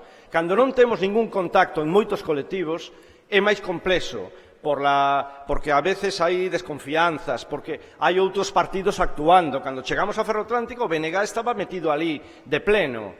Pero os traballadores dicían, o BNG non deu ninguna alternativa. Agora xa temos alternativa. E iso aportou En Marea. Pero claro, para eso hai que construir e hai que ter rede de En Marea en todos os colectivos. Penso que se a tivéramos e tivéramos unha información, ao mellor a xente era máis coñecedora da realidade do que se está a facer con todos os colectivos. Antes me deixei moitas cousas sin mencionar. Unha cousa importantísima eran os orzamentos, porque sabedes que se pode facer moito, se pode facer moito traballo parlamentario, se poden conseguir aprobacións de moitas propostas non de lei, etc., pero se despois non hai cartos, non vale para nada. Bueno, pois no orzamento foron 3 meses de traballo en donde se fixeron 436 modificacións que afectaban a unos 2.600 millóns de euros. E iso é realidade. Eso é máis centros educativos, eso é máis camas de hospital, eso é máis profesores, máis maestros, etc. Evaluamos que aquí hai que felicitar a todo o equipo económico liderado por Manolo Lago, evaluamos que os presupostos da Xunta estaban errados nos ingresos en 250 millóns de euros. Eso en xaneiro. Bueno, pois a semana pasada o conselleiro de presupostos, o conselleiro de Facenda, dixo que nos equivocáramos. Eran 247. Pero el equivocouse en 247. Nos equivocámonos en 3 millóns de euros 6 meses antes. Todo eso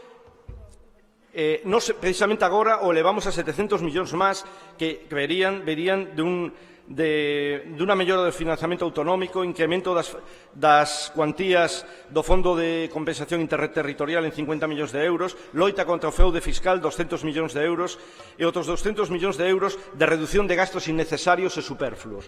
Isto pode parecer aburrido, pero cada un destes millóns, cada millón son 20 maestros, 20 médicos, 20 enfermeras, e así é como hai que velo. Eu pensaba que unha rendición de contas era isto, era falar do que se fixo, porque en 10 minutos non se pode falar do contido. O lamento, pero para eso estamos, para poder facer rendicións de contas en todos aqueles sitios onde se nos chamou.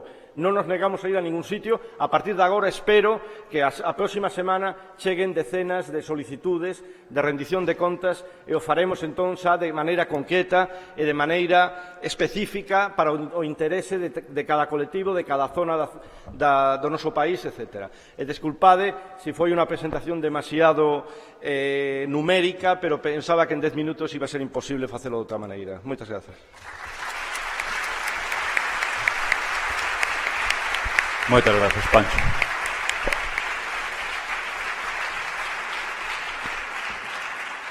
Como vos indicábamos ao comezo do plenario, a rendición de contas do Grupo Parlamentar do Estado vai a quedar para a sesión da tarde, co cual continuamos agora co relatorio político. Desculpádeme. Temos que aprobar a rendición de contas ou non. Entonces vamos a proceder. Votos a favor da rendición de contas do Grupo Parlamentar Galego.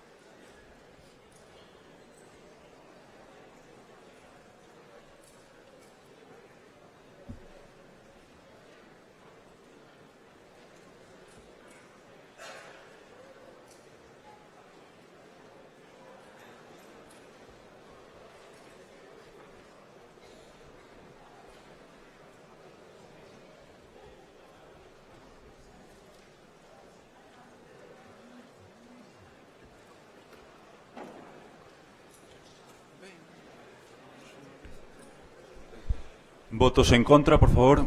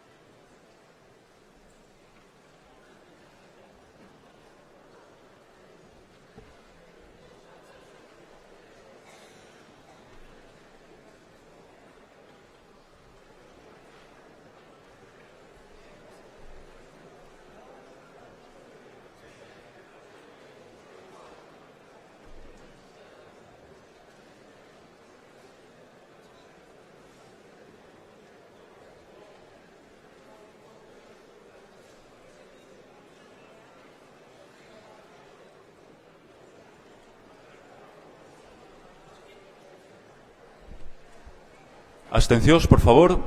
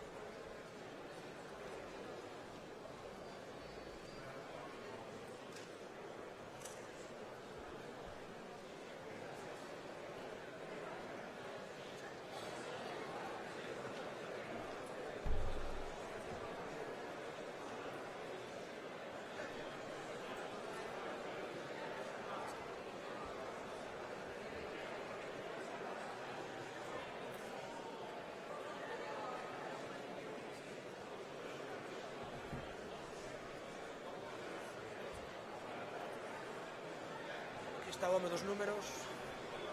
A favor 261, 51 en contra 50. En contra 51. Abstencións.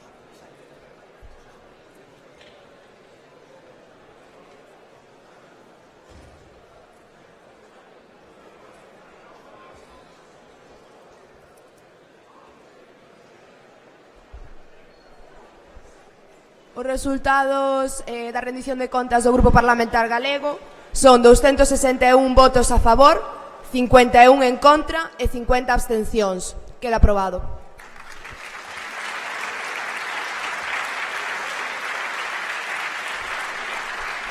Moitas grazas, Iris. Agora sí, vamos a comezar co debate do documento político que é En Marea como alternativa á política das maiorías sociais, así vedes o documento. Temos 12 enmendas, as persoas que fixeron enmendas, por favor, que estén atentas, porque vamos a empezar xa coa enmenda 1 que está ditaminada como aceptar. Entonces, o primeiro é Francisco Vázquez Vizoso, non sei se acepta o tema ou alguén mantén o texto orixinal.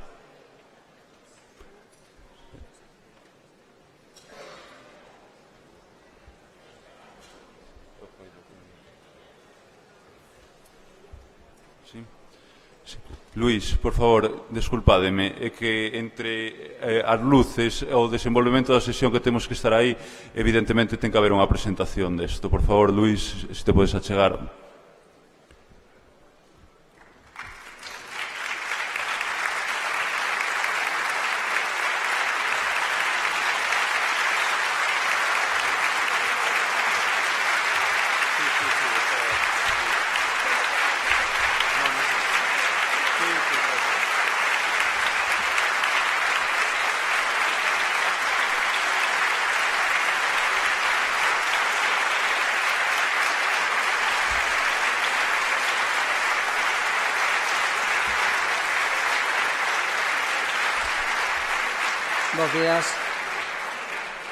Bos días, amigas, amigos.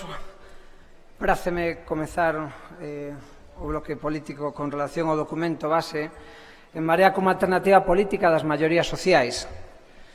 Se hai un documento que pretendía ser xa na súa estrategia de presentación e no traballo posterior resumo da idea do lema do noso plenario, a suma do común era ese.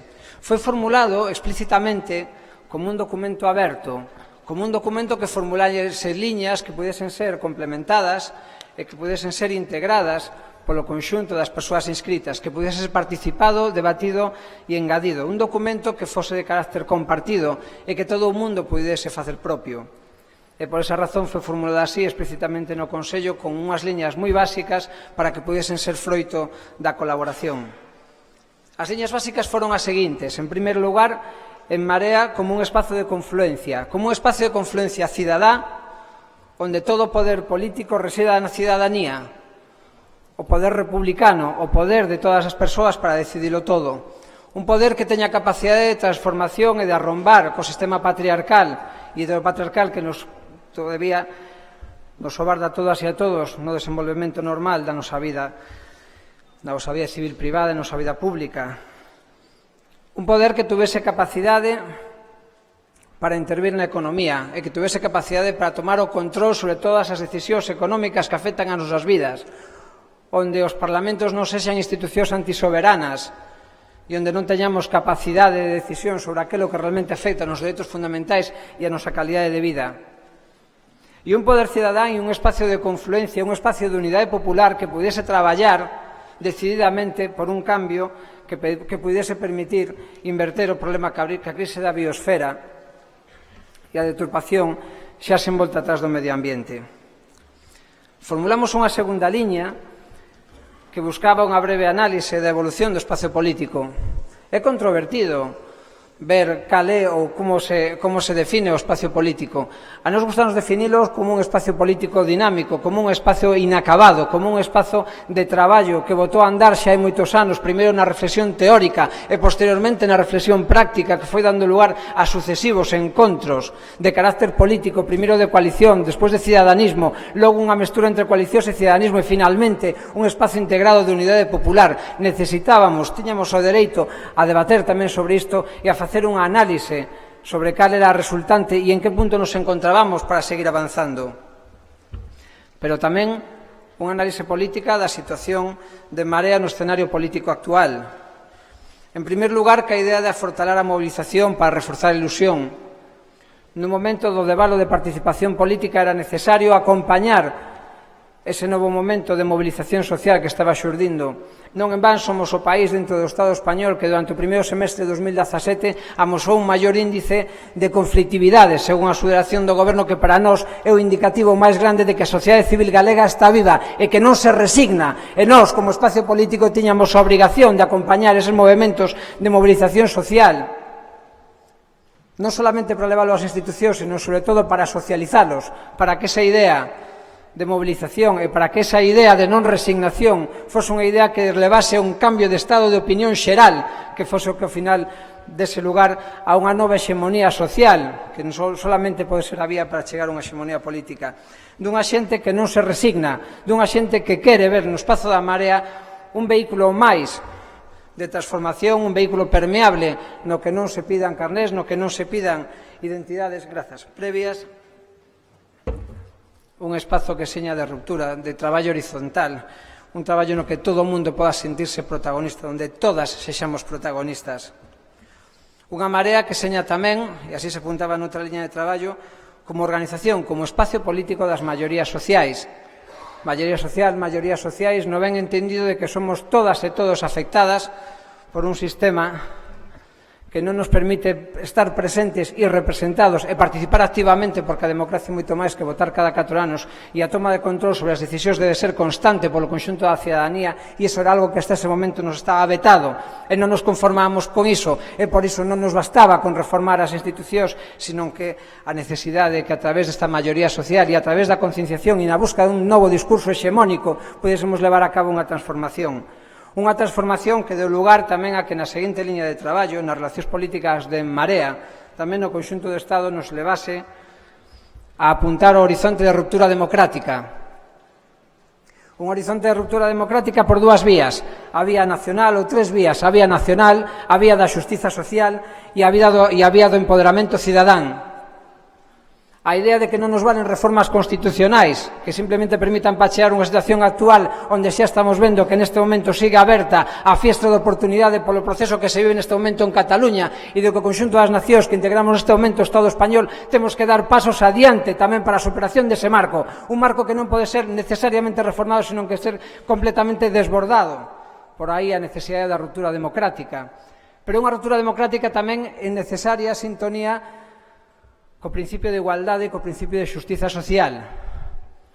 Un principio que nos leve a articular xurídicamente, que nos leve a articular socialmente, que nos leve a articular políticamente un novo sistema que nos permita a todas e a todos ter maiores oportunidades para vivir mellor, para non deixar a ninguén atrás, sí, para que todas e todos teñamos garantidos uns dereitos sociais mínimos, uns dereitos mínimos básicos, uns dereitos mínimos que foron os que nos levaron durante todos estes anos a salir á rúa e a non contentarnos ca situación actual.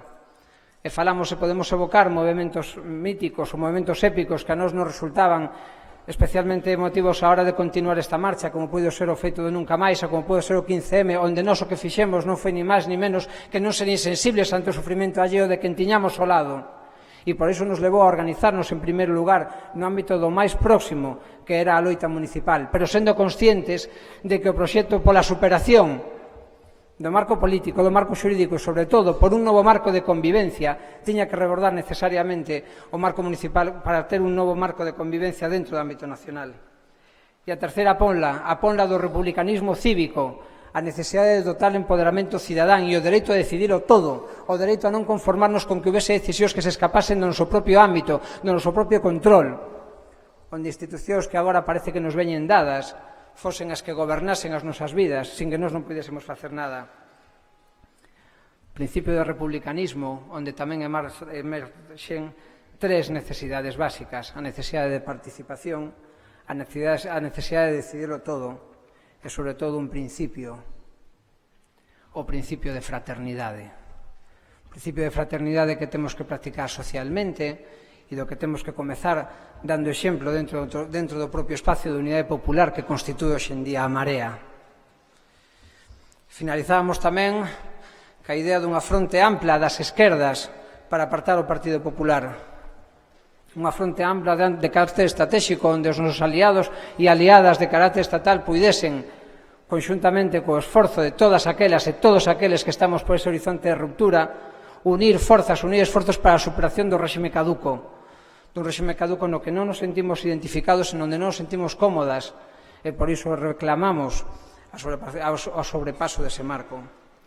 Estas eran as liñas mestras cas que nós pretendemos sacar e lanzar este documento ao conxunto de todas as persoas inscritas para poder facer achegas que complementasen o documento, que completasen o documento, que integrasen todo aquilo que faltaba, porque entre todas as voces, entre todas as maos, entre todos os ollos, entre todas as cabezas que a nosa inteligencia colectiva deberíamos de ser capaces, e fomos capaces, e así se viu no conxunto de emendas presentadas, de complementar e mellorar isto, porque a definición do que queremos como expectativa política de espacio e como expectativa política do que hoxe xa e mañán tamén queremos do conxunto da sociedade era algo que tiñamos que poñer entre todas, non un grupo de persoas do Consello, non un grupo de persoas da coordinadora, non un grupo limitado de xente, sino aberto a todo o mundo. Por eso a necesidade dese espacio de participación.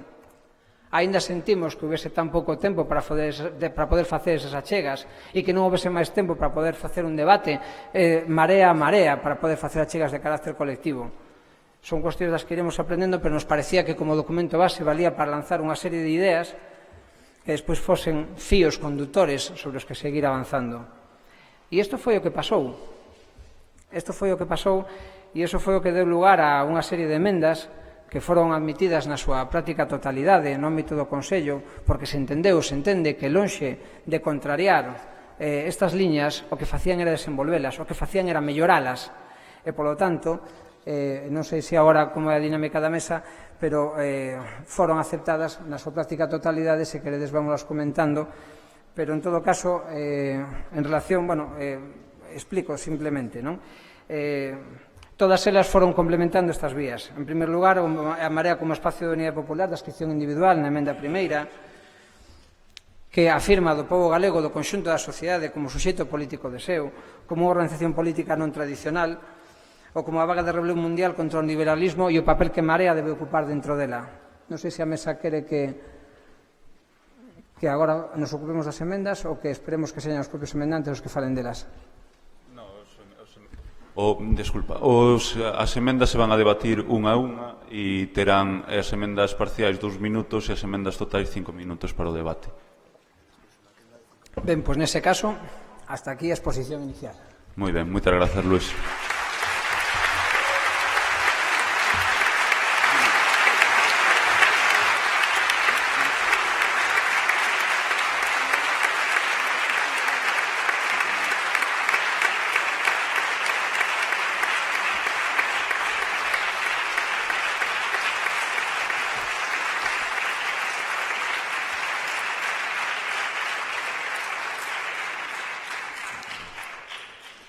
Ben, procedemos ao debate das emendas. Emenda 1, presentada por Francisco Vázquez Vizoso, ten un ditame do Consello de aceptación. Non sei se o emendante acepta... Correcto. Alguén defende o texto orixinal? Pois queda aprobada a emenda primeira.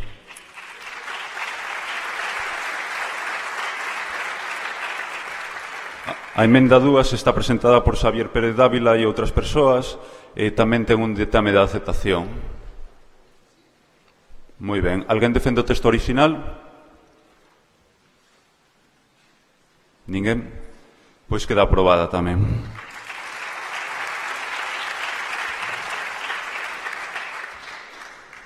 A emenda 3 é presentada por Evaristo Lombardero e outra persoa máis. Tamén ten ditame de aceptación.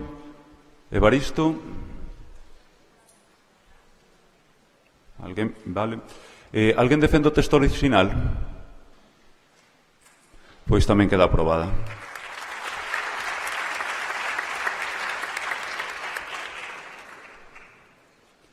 Emenda 4, presentada por Manuel Barbeitos Alcántara, tamén ten ditame de aceptación. Está Manuel? Correcto. Alguén defende o texto original? Vale, acepta.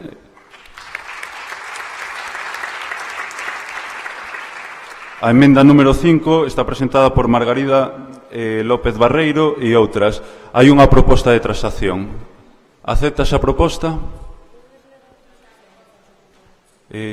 Desculpade, non teño o texto da transacción. Alguén pode achegarmo, por favor?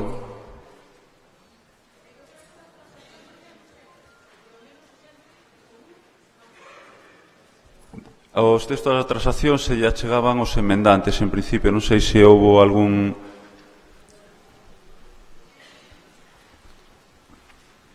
Por favor, se podes achegar Margarita ou alguén que veña representando algunha das persoas que presentou esta emenda. E os relatores, por favor.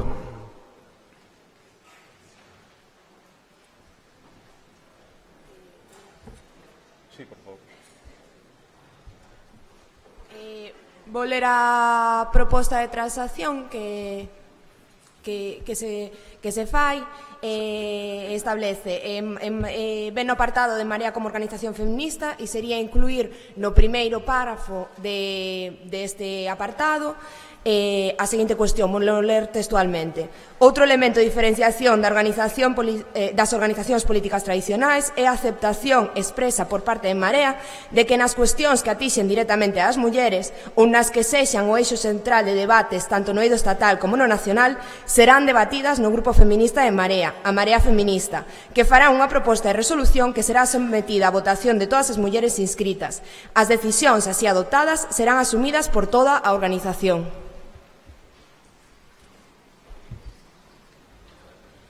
Sí, acéptase. Acéptase a transacción?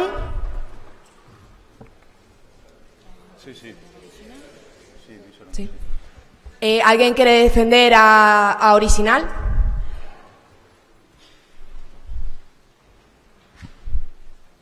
Moi ben, pois queda aprobada a proposta de transacción. Graciñas.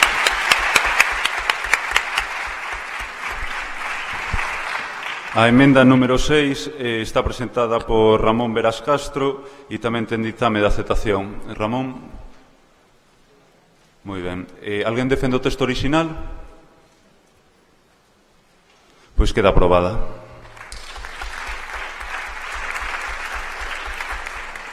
A emenda número 7, tamén presentada por Ramón Veras Castro, tamén ten ditame de aceptación. Alguén defende o texto original? Queda aprobada tamén.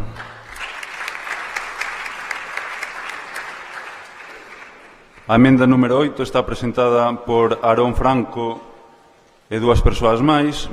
Tamén ten ditame de aceptación. Alguén quere defender o texto original? Emenda número 8, presentada por Aarón Franco e dúas persoas máis. Emenda número 8.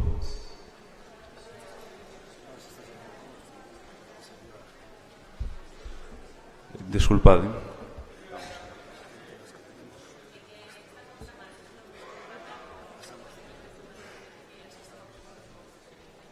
Esperado.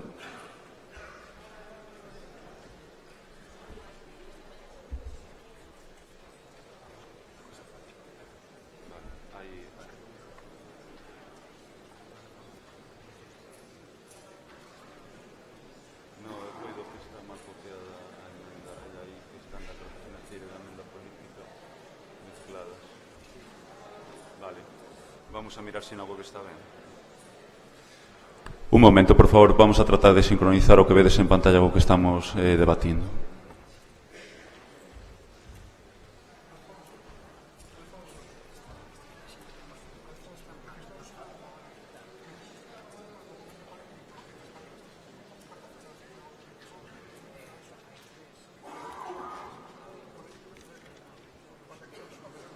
Están traspapeladas.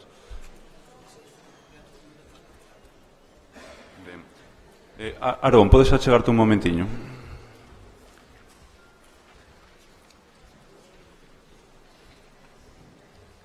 Pode achegarse algún relator do texto base, por favor?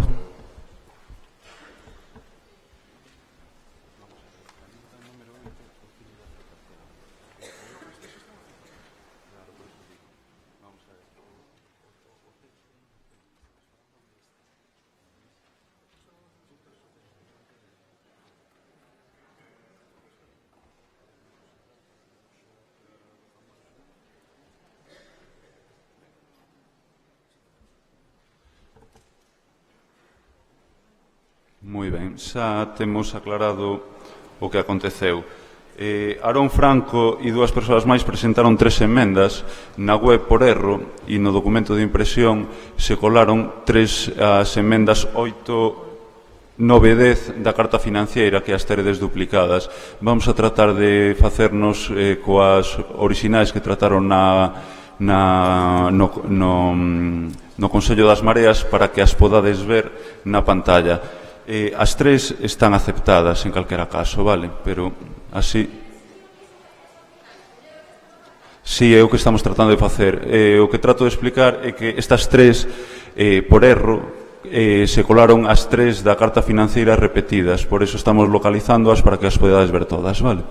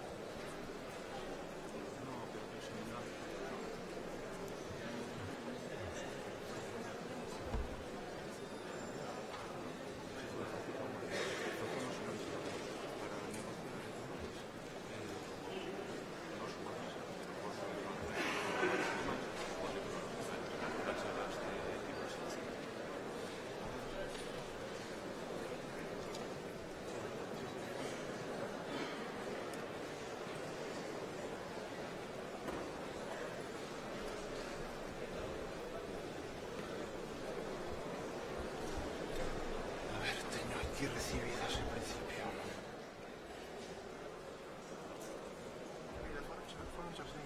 Pero hay una que da mayoría sectorial y las otras cartas son... Había una de eliminación. A ver, vamos a ver, para mandarle correctamente a Jaime. Esta é de Engarriga. Do documento político, verdad? Vale. Esta ya vamos a mandar a Javier Zamora. Y empezamos con esa, ¿vale? Y vamos a mirar a segunda. Vamos a ver a segunda. Esta é de bases para o funcionamento dunha comisión, esta non é? Están por aí, pero están sacadas. Vale. Esa é unha delas. Esta é de suprimir a palabra máis. Esta é un documento político tamén. Esta é o documento político. Cartas suficientes, que xa... Se non me equivoco, dixen que tres é razón de carta.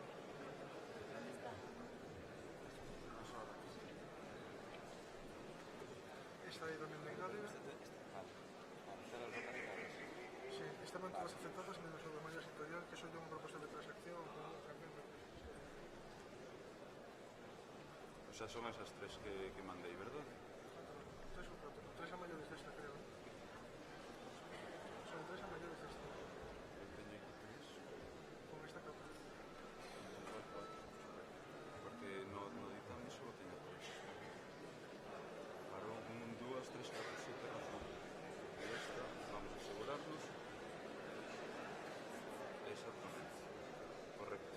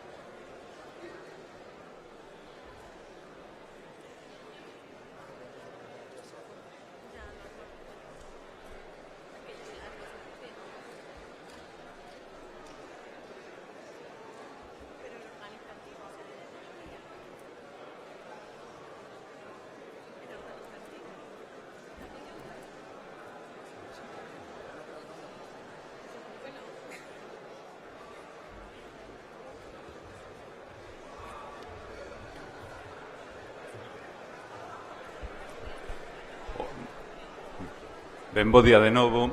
Vamos a ver, estuvemos tratando de mirar que o que pasara. Hai as emendas, como víades aí, que figuraban, estábamos na emenda 8, 9, 10 e 11 falando, as tedes na documentación do plenario no apartado de carta financiera, vale?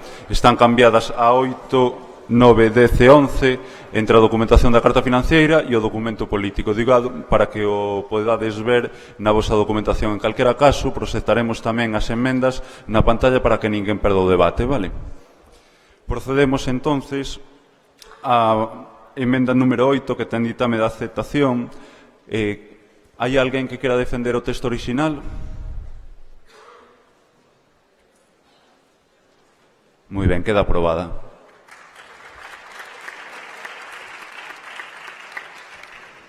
A emenda 9, tamén presentada por Aarón e dúas persoas máis, tamén ten ditame do Consello de Aceptación. Hai alguén que quera defender o texto orixinal? Quedaría aprobada tamén. A emenda 10, tamén presentada por los mesmos relatores, ten ditame de aceptación. Alguén quere defender o texto orixinal? Queda aprobada, entón. A emenda número 11, presentada por los mesmos relatores, tamén ten ditame de aceptación. Alguén quere defender o texto orixinal? Ben, quedaría pois aprobada tamén. A emenda número 12 está presentada por Sara Outeiral e outras persoas máis. É unha emenda a totalidade que ten unha proposta de integración completa do texto de transacción nun único parágrafo. Acepta esa transacción?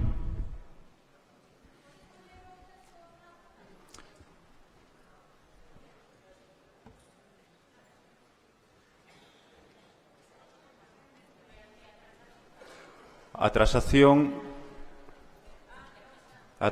é... Luís, por favor, podes explicar a transacción?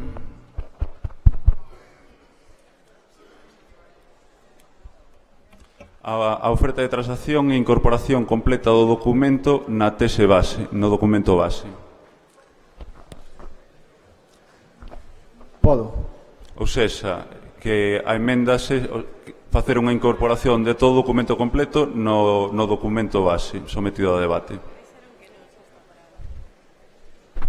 Moi ben, se non se acepta, procedemos ao debate da emenda e tería 5 minutos.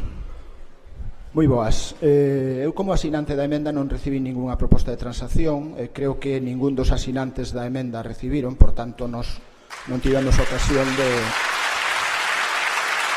estudala.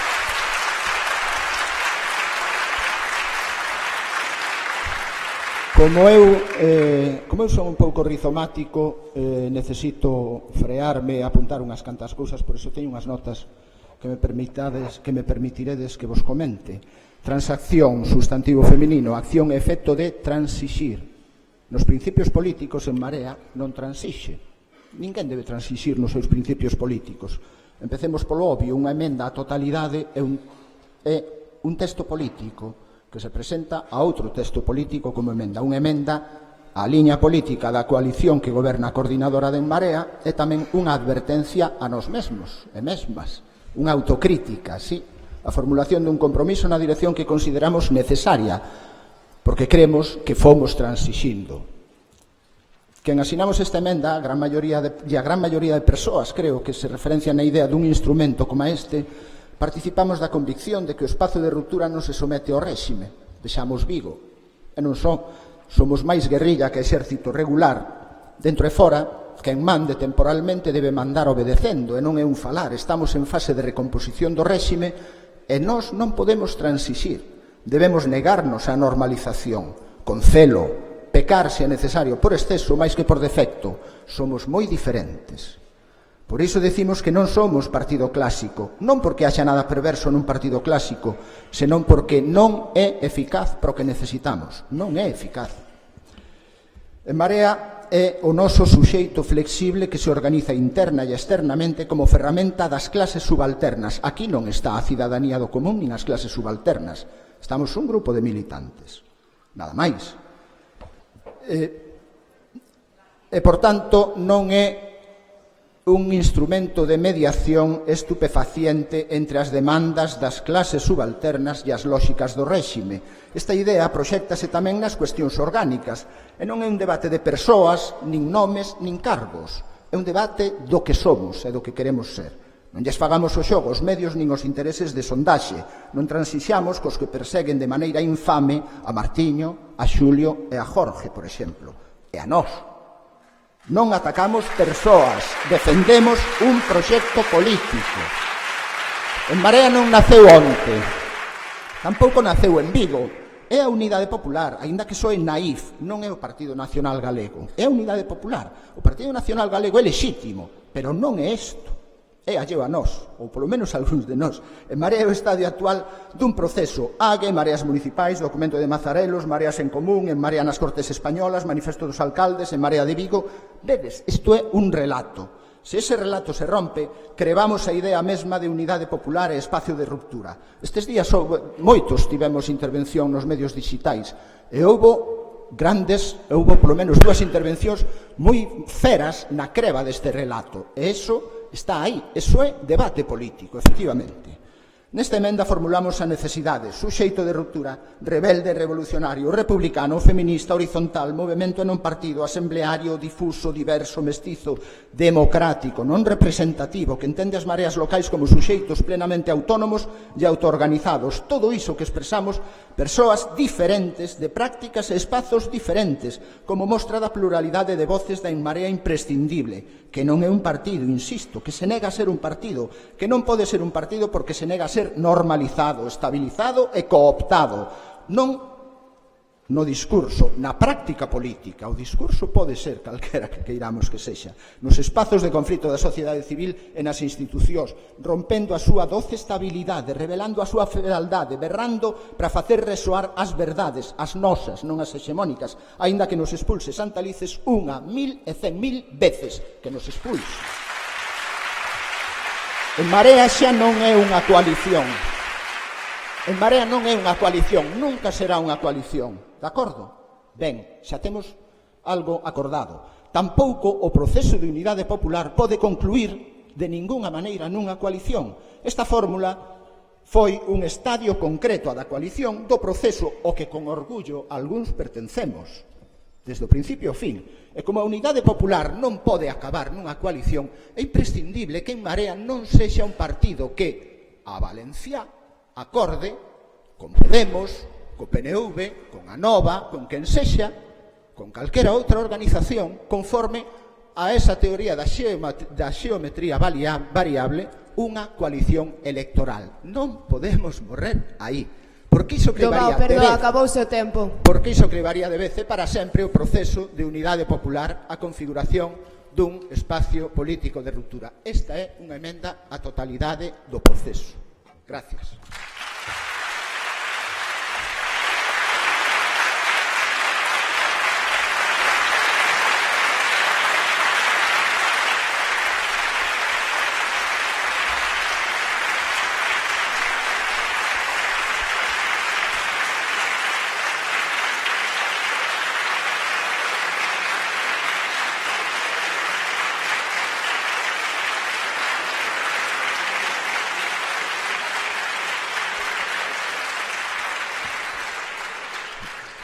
Ben, o turno de réplica por parte dos Luís.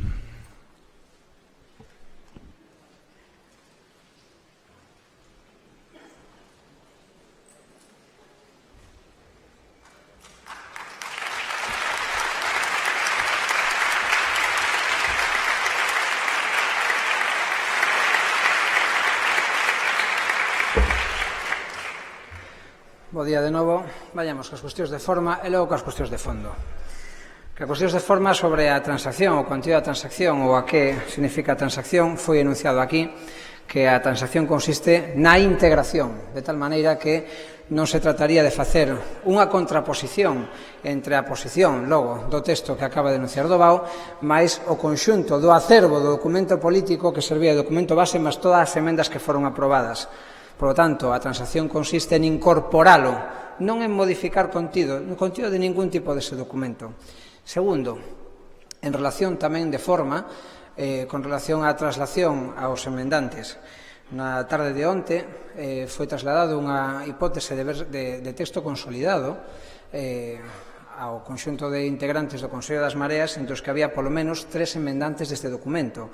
Por lo tanto, o coñecemento era pleno e, por lo tanto, se podería saber cal era a proposta de transacción, en que consistía, e que consistía precisamente na integración total e sin modificación ninguna de contido con relación ao documento aquí presentado.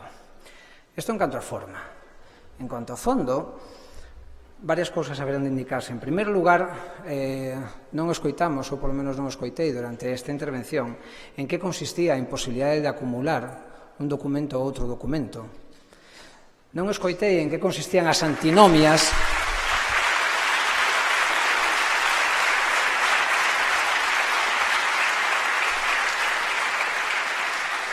Non escoitamos en que consistían as contradicións entre o documento base máis todas as emendas que foron aceptadas e a proposta do emendante á totalidade.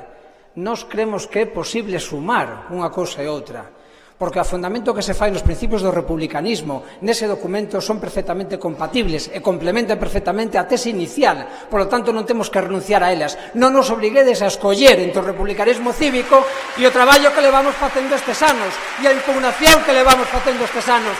Non hai que escoller, non hai que escoller.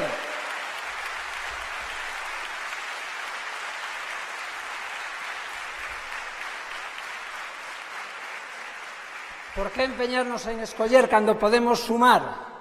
Por que empeñarnos en parte cando podemos ter o todo? Cando ese todo supón o enunciado de principios básicos.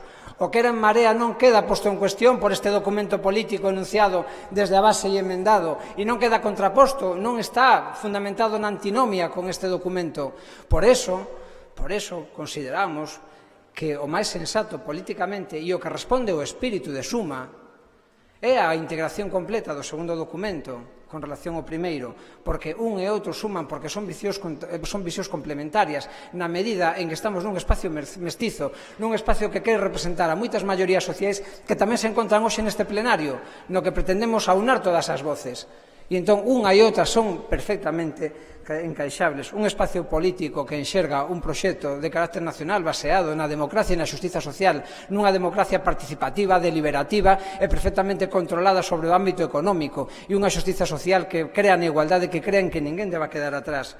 E un carácter instrumental que lle demos esta forma de organizarnos porque tiña que ter algunha forma xurídica pero na que non cremos e da que dixemos que recoñecía perfectamente a dupla participación noutros espacios sempre que se actuase con lealdade a todo o espacio político e os principios que emerxen del e dos que non queremos renunciar a ningún deles.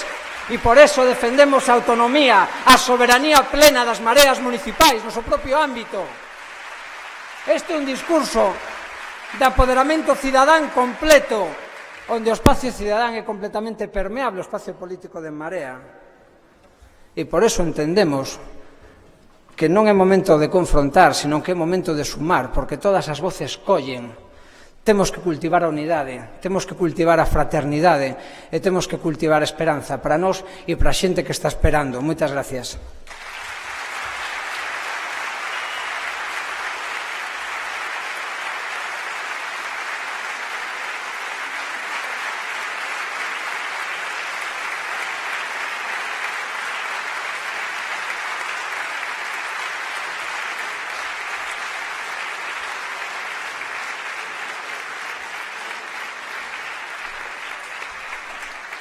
Desculpadenos un minutiño que temos unha cuestión de orde, por favor.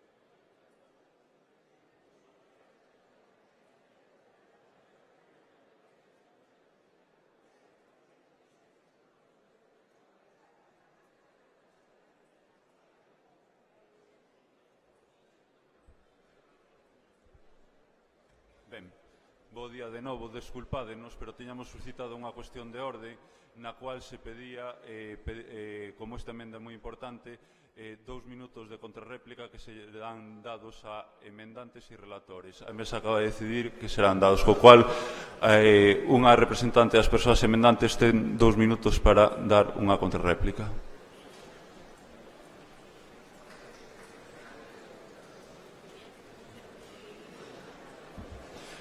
Vamos a ver, todo isto está baseado nunha cuestión de orde plantexada á mesa. Se non se quere dar contrarréplica,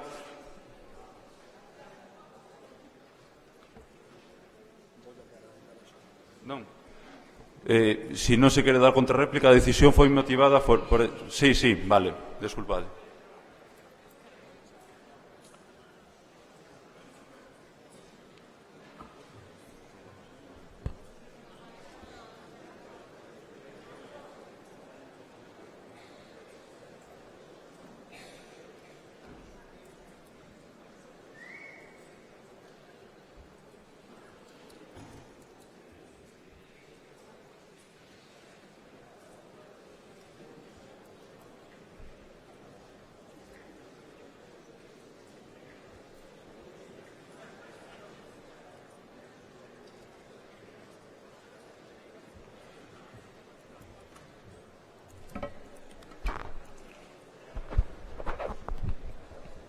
Moi boas outra vez.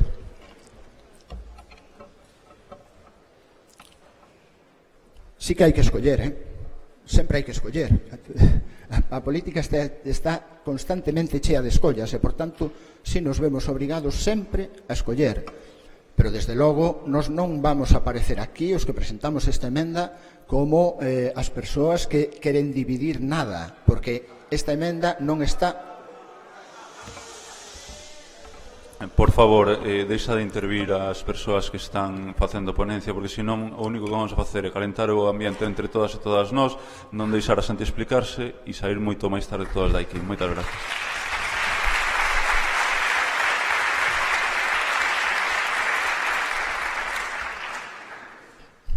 Queres saber se a mí me parece ben, mal ou regular, ou me parece coherente ou non coherente que no medio de toda unha serie de textos contradictorios absolutamente diferentes en moitos sentidos se inclúa o que se presenta como unha emenda a totalidade? A min, Antón Dobao, que me dá igual, porque o problema non é ese, é que o problema é que o debate político non se dá. O debate político non se sustancia porque se ocupan os campos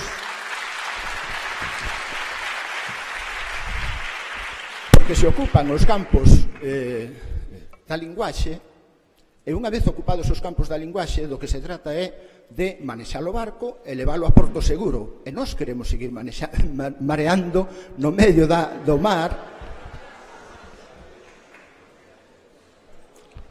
Nós non queremos portos seguros, eso é o que quero decir. Por tanto, esta emenda é unha emenda á totalidade da ponencia política e, como eso, deberá votarse. Eu non teño ningún problema porque apareza ou non apareza noutro texto, pero é ridículo porque é unha proposta chafalleira de integración de textos contradictorios e eso non sustancia un debate político. O debate político sustanciase propoñendo cuestións e posicións diferentes e nós propoñemos unha maneira de entender este espazo diferente, simplemente, nada máis.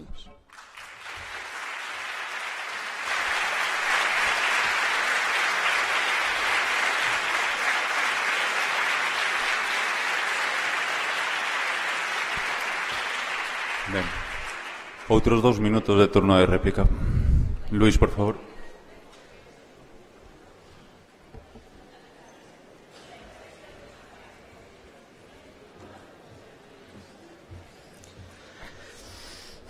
Moitos non sabemos en que consisten as contradicións. En Marea pode ser un espacio onde haxa que escoller. Moitas pensamos que en Marea foi tamén o lugar das que non queríamos escoller. Das que non queríamos escoller entre nacionalismo e federalismo, das que non queríamos escoller entre municipalismo e proxecto nacional, das que non queríamos escoller...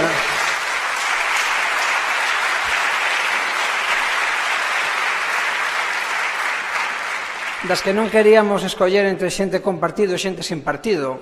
Aquí non se pregunta nada a ninguén cando ven, non se pregunta nada. Non se pregunta nada, porque o espacio da cidadanía, por iso non se pregunta nada, porque todo suma. Nós non consideramos que haxa antíteses, non hai antinomias, ou polo menos en dúas intervencións aquí non foron enunciadas as antinomias. Logo, se non existen antinomias, por que non sumar? Por que non sumar? Algúns consideramos que a visión que se dá nun conxunto de documentos agregados desde a ponencia base con todas as emendas, máis esta, que supón unha agregación de alguén que ten unha visión que pretende complementar, que non enfrontar, porque aquí non quedaron claros, polo menos algunos quedaron claros os términos do enfrontamento, non ten por que haber esa división. Teñemos claro a necesidade, cando hai que dar o debate de dala e cando hai motivos de fondo, expoñelos para que se poda escoller, pero cando non é así, non dalo innecesariamente. Cando as tres milicias revolucionarias loitaban contra Batista, separadamente decidiron unirse no Pacto do Pedrero, non? E ainda que tiñan diferencias, viron que tiñan elementos en común, igual que o espacio de confluencia ten os elementos en común. Claro que temos diferencias entre todas e todos nós, claro que existen diferencias entre quen está nos partidos e quen non está, claro que existen diferencias, pero para eso o espacio de confluencia e o espacio de unidade popular é o espacio daquelo que nos pon en común e aparte aquelo que nos diferencia. Temos cousas en común e queremos... Luís... Sí, remato. E queremos traballar polas cousas que temos en común, por eso é a suma do común, por eso a suma dos comuns, por eso a suma daqueles que temos todo isto en común. Remataba o Pacto de Podredo dicindo: unir é a palabra de orden, xuntas estamos dispostos a vencer ou morrer. Moitas gracias.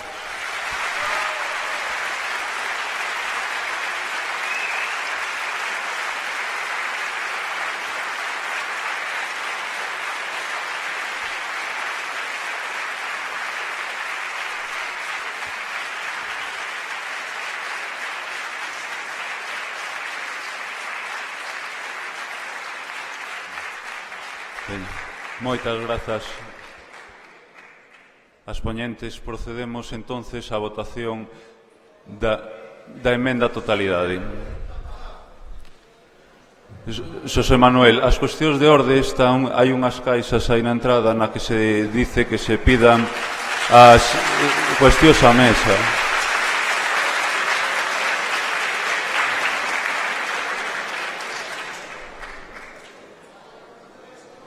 Ben, podemos proceder entonces á votación da emenda. Votos a favor da emenda á totalidade defendida por Antón Dobao. Non baixedes, por favor, as tarxetas hasta que vos lo indiquen as recontadoras que están na vosa zoa. Estamos a votar a emenda á totalidade que defendeu Antón Dobao, vale?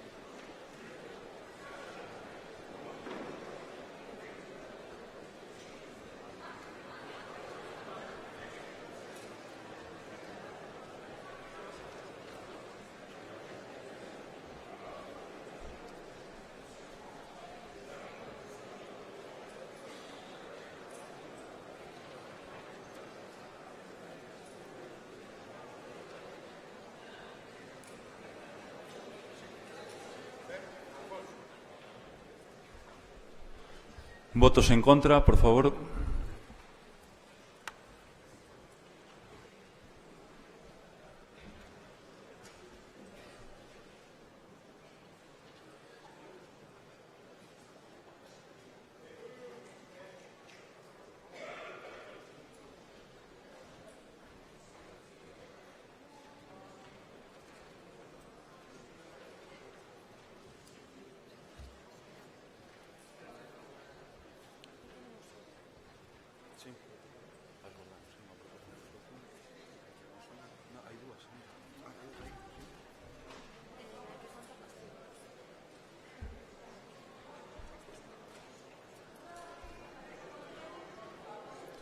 Por favor, mantede as papeletas en alta hasta que rematen no voso sector. Grazas.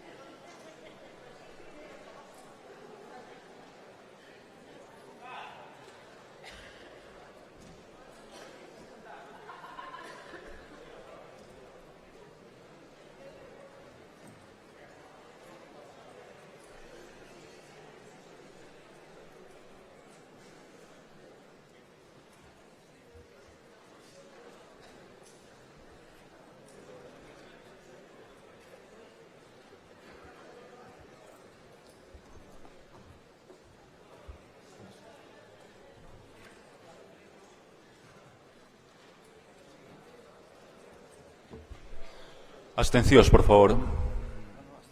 Ai, desculpade, é unha emenda, non hai abstencións.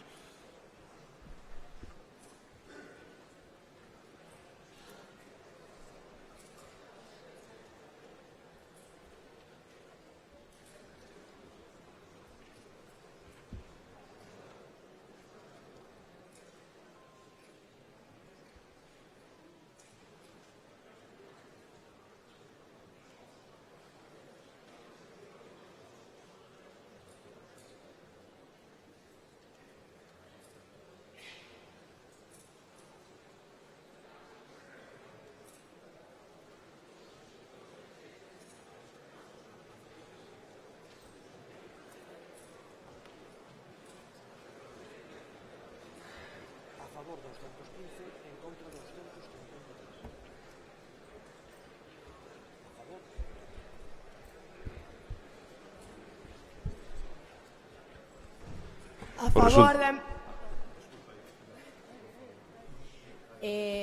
A favor da emenda á totalidade, 215 votos, en contra 253. Non é aprobada.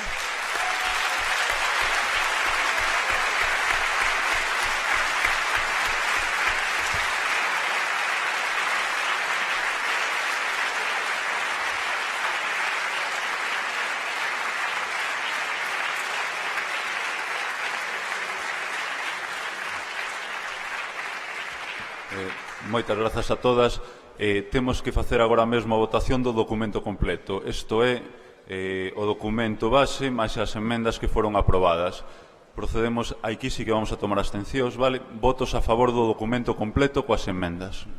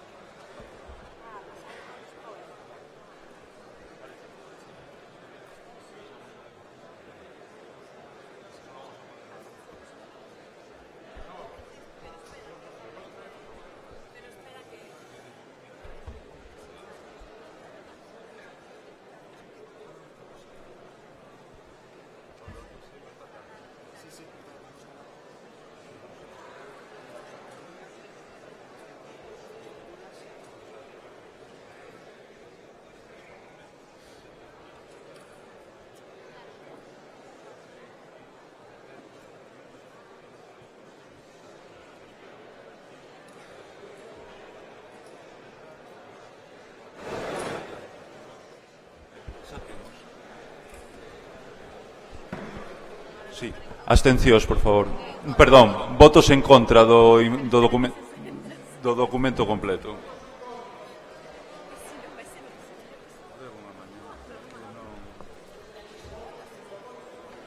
Por favor, votos en contra do documento.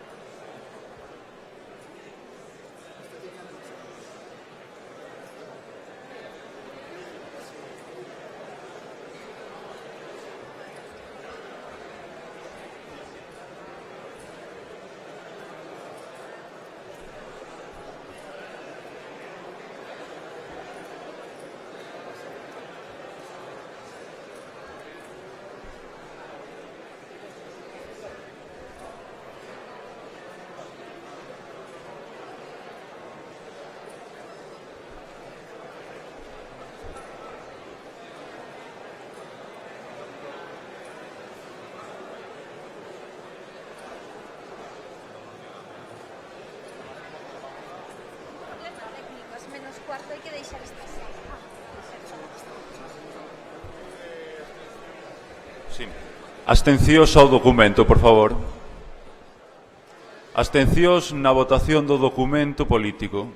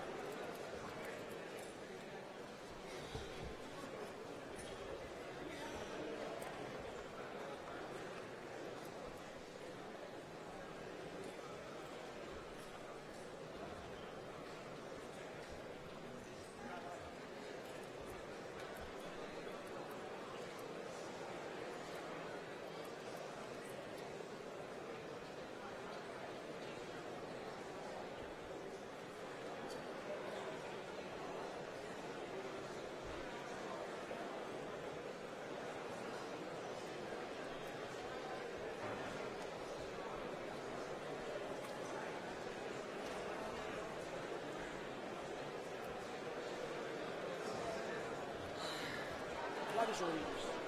Bueno, levan ellos dos. 2, 5, 5 a favor, 1, 9, 4 en contra e 11 O documento completo tivo 255 votos a favor, 194 votos en contra e 11 abstencións. Queda aprobado.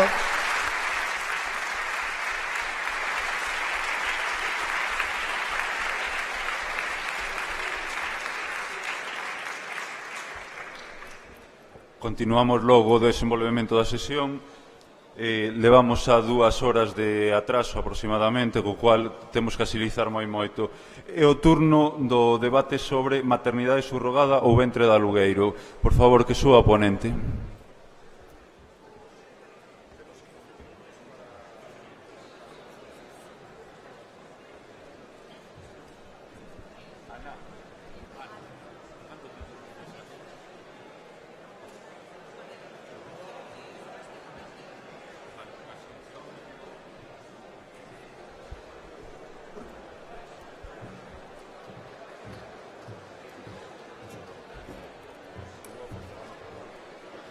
Hola, bo día a todas.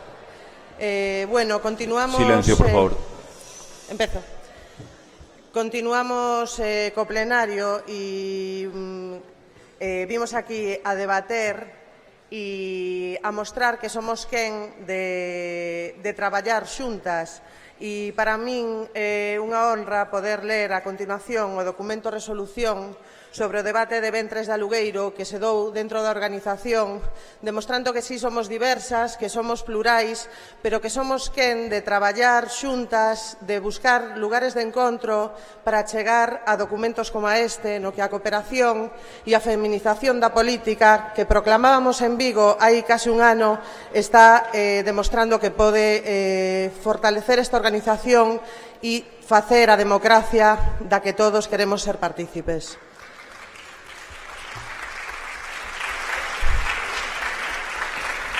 Quero agradecer tamén o traballo que se fixo no que participamos todas as partes da organización.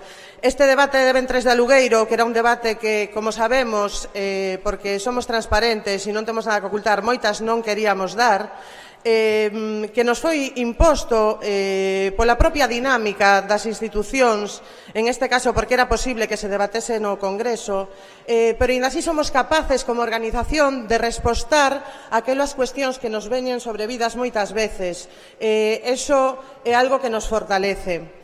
Foi un traballo que partiu, como decía, da iniciativa dun grupo de traballo en torno ás parlamentarias que tanto no Congreso como no Parlamento de Galicia levan as cuestións de igualdade. Pero fomos quen de debatilo por todo o país dando este debate nas localidades e de facer un gran debate nacional o día 10 de xuño en Compostela. E creo que é algo do que debemos estar moi orgullosas. E a continuación paso a ler a resolución porque, continuando co que foi a orde do día e cos tempos que nos temos marcados, teño que decir que é a única cuestión a que non hai enmendas e na que estamos de acordo. E é, outra vez, algo do que debemos estar orgullosas. Sin máis, paso a dar lectura do documento resolución. Ao respecto dos ventres de alugueiro, encontrámonos fronte a un debate ante o que é preciso aclarar os conceptos e discernir os intereses agochados, xa que en moitos casos está trascendendo un relato incompleto e sesgado. Son moitos os eixos e perspectivas que debemos ter en conta neste debate e un dos fundamentais que determinará posicionamentos posteriores pasa pola concepción que temos de maternidade e de paternidade. Estas non poden ter a categoría de dereitos e non deben misturarse co dereito á reprodución xa recoñecido. Enmárcanse dentro da esfera dos desexos e non podemos garantir a súa satisfacción cando entra en colisión cos dereitos das mulleres, os cales nunca deberían estar suxeitos a ningún tipo de contrato. Este debate debe estar atravesado por completo pola perspectiva feminista e pola comprensión da situación internacional que propicia o capitalismo.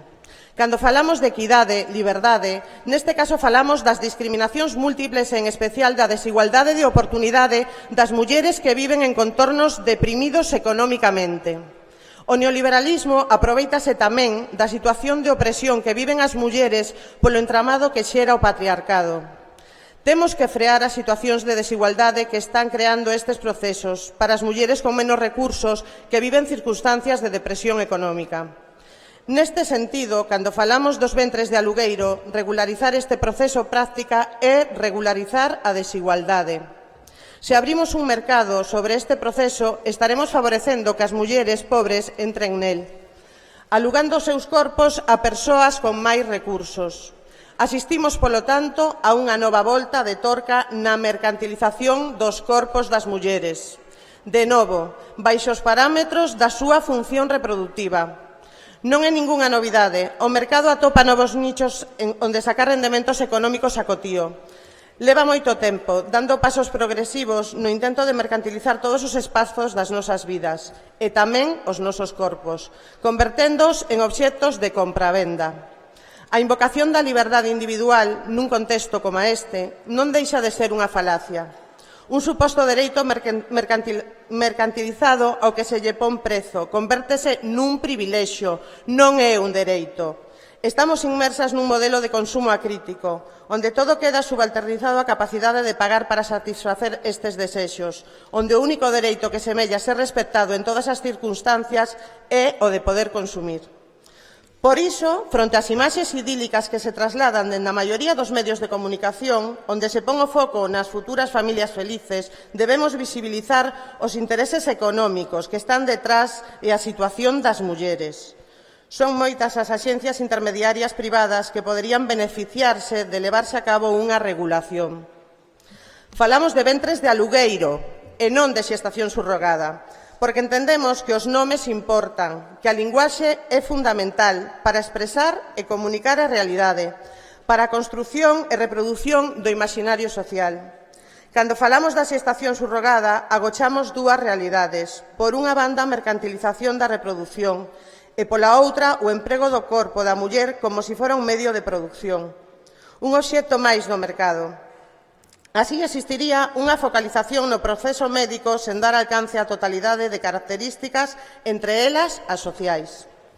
O proceso de xestación non pode ser comparado cunha técnica de reproducción asistida. Estamos ante un proceso complexo que trae consigo modificacións físicas e psicolóxicas, ao igual que todas as xestacións. A posible inexistencia de vinculación xenética ou a non vinculación a posterior do parto non modifican en absoluto todas as modificacións que trae consigo unha xestación e un parto. Se consideramos que a xestación pode ser unha técnica, entón poderíamos falar de que todas as xestacións o son. É por todo iso que a nosa posición final é a de defender os dereitos das mulleres e opoñerse a calquera práctica que os poida vulnerar, como consideramos que o é esta.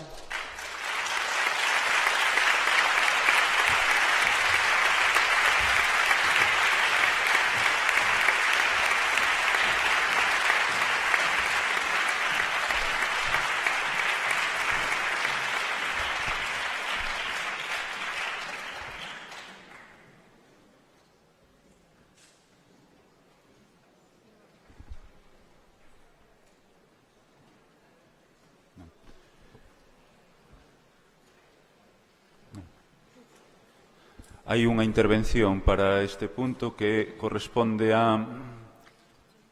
E se nos caeu... Luca Chao. Non? Non. Quedará anterior. Moi ben. Pois non hai intervencións, procedemos á votación deste documento. Como non hai enmendas a él, procedemos á votación do documento completo. Votos a favor do documento de ventres de alugueiro.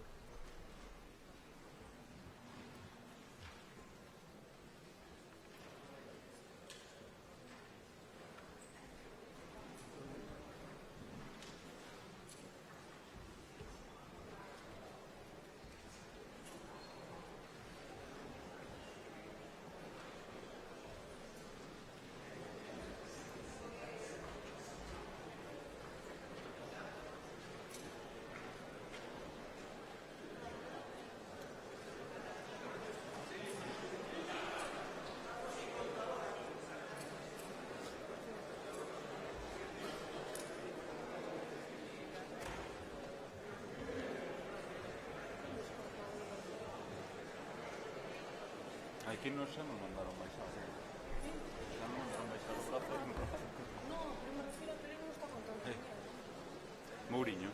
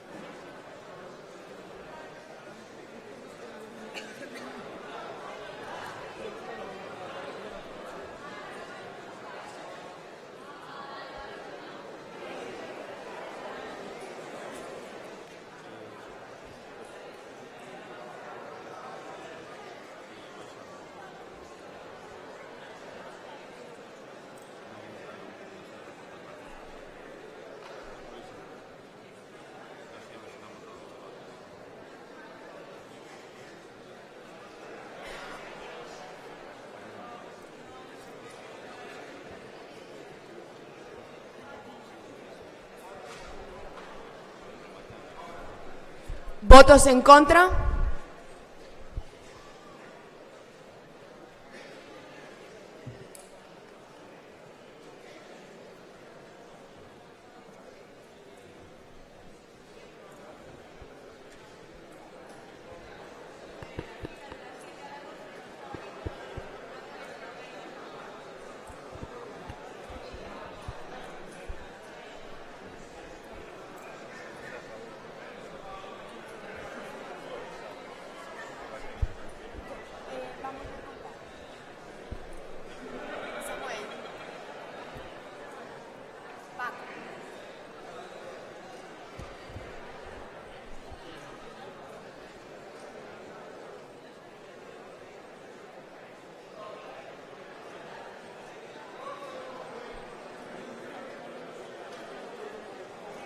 Están votando.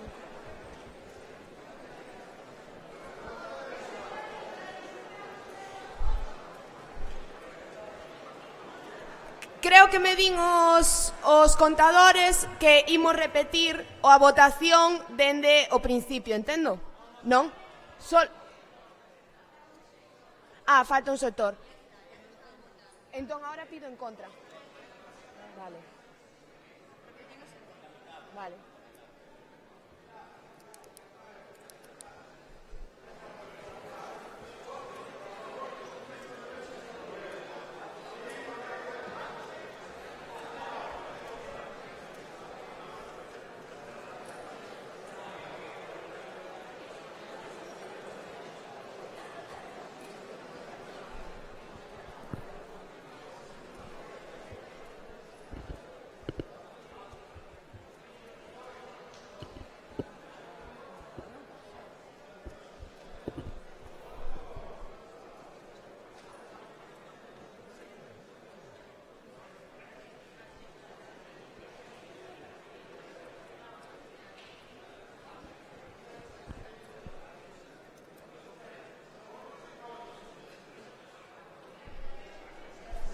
Votos en contra.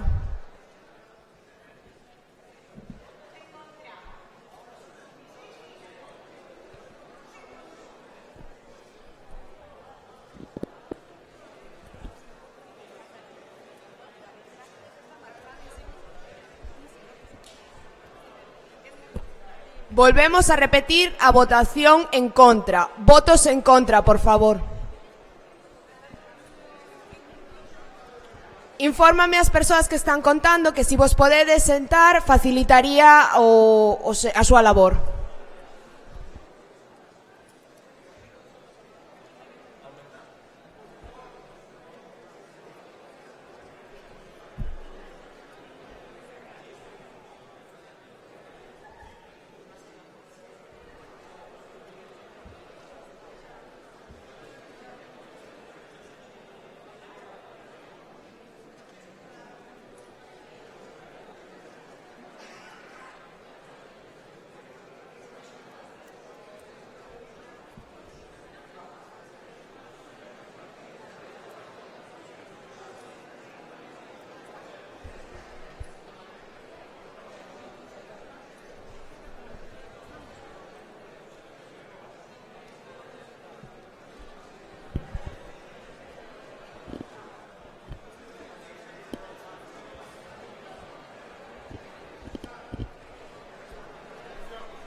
Abstencións.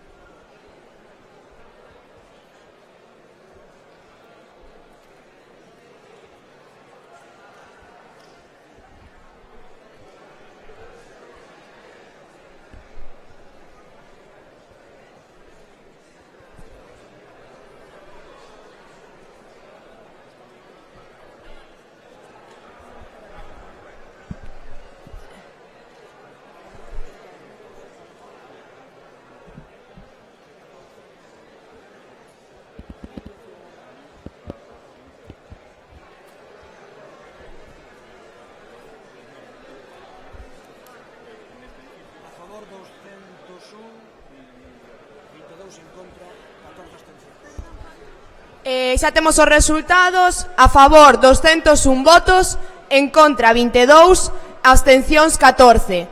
Coido que agora imos a parar para xantar e continuaremos pola tarde.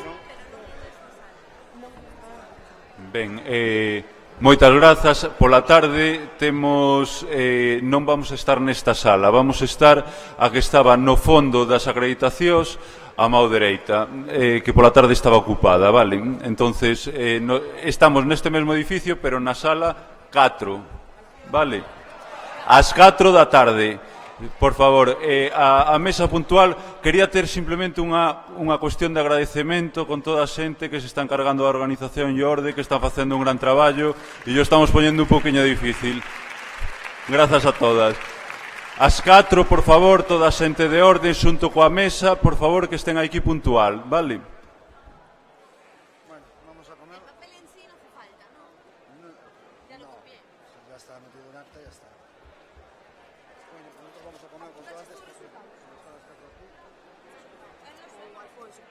Alfonso, apuntaches os resultados?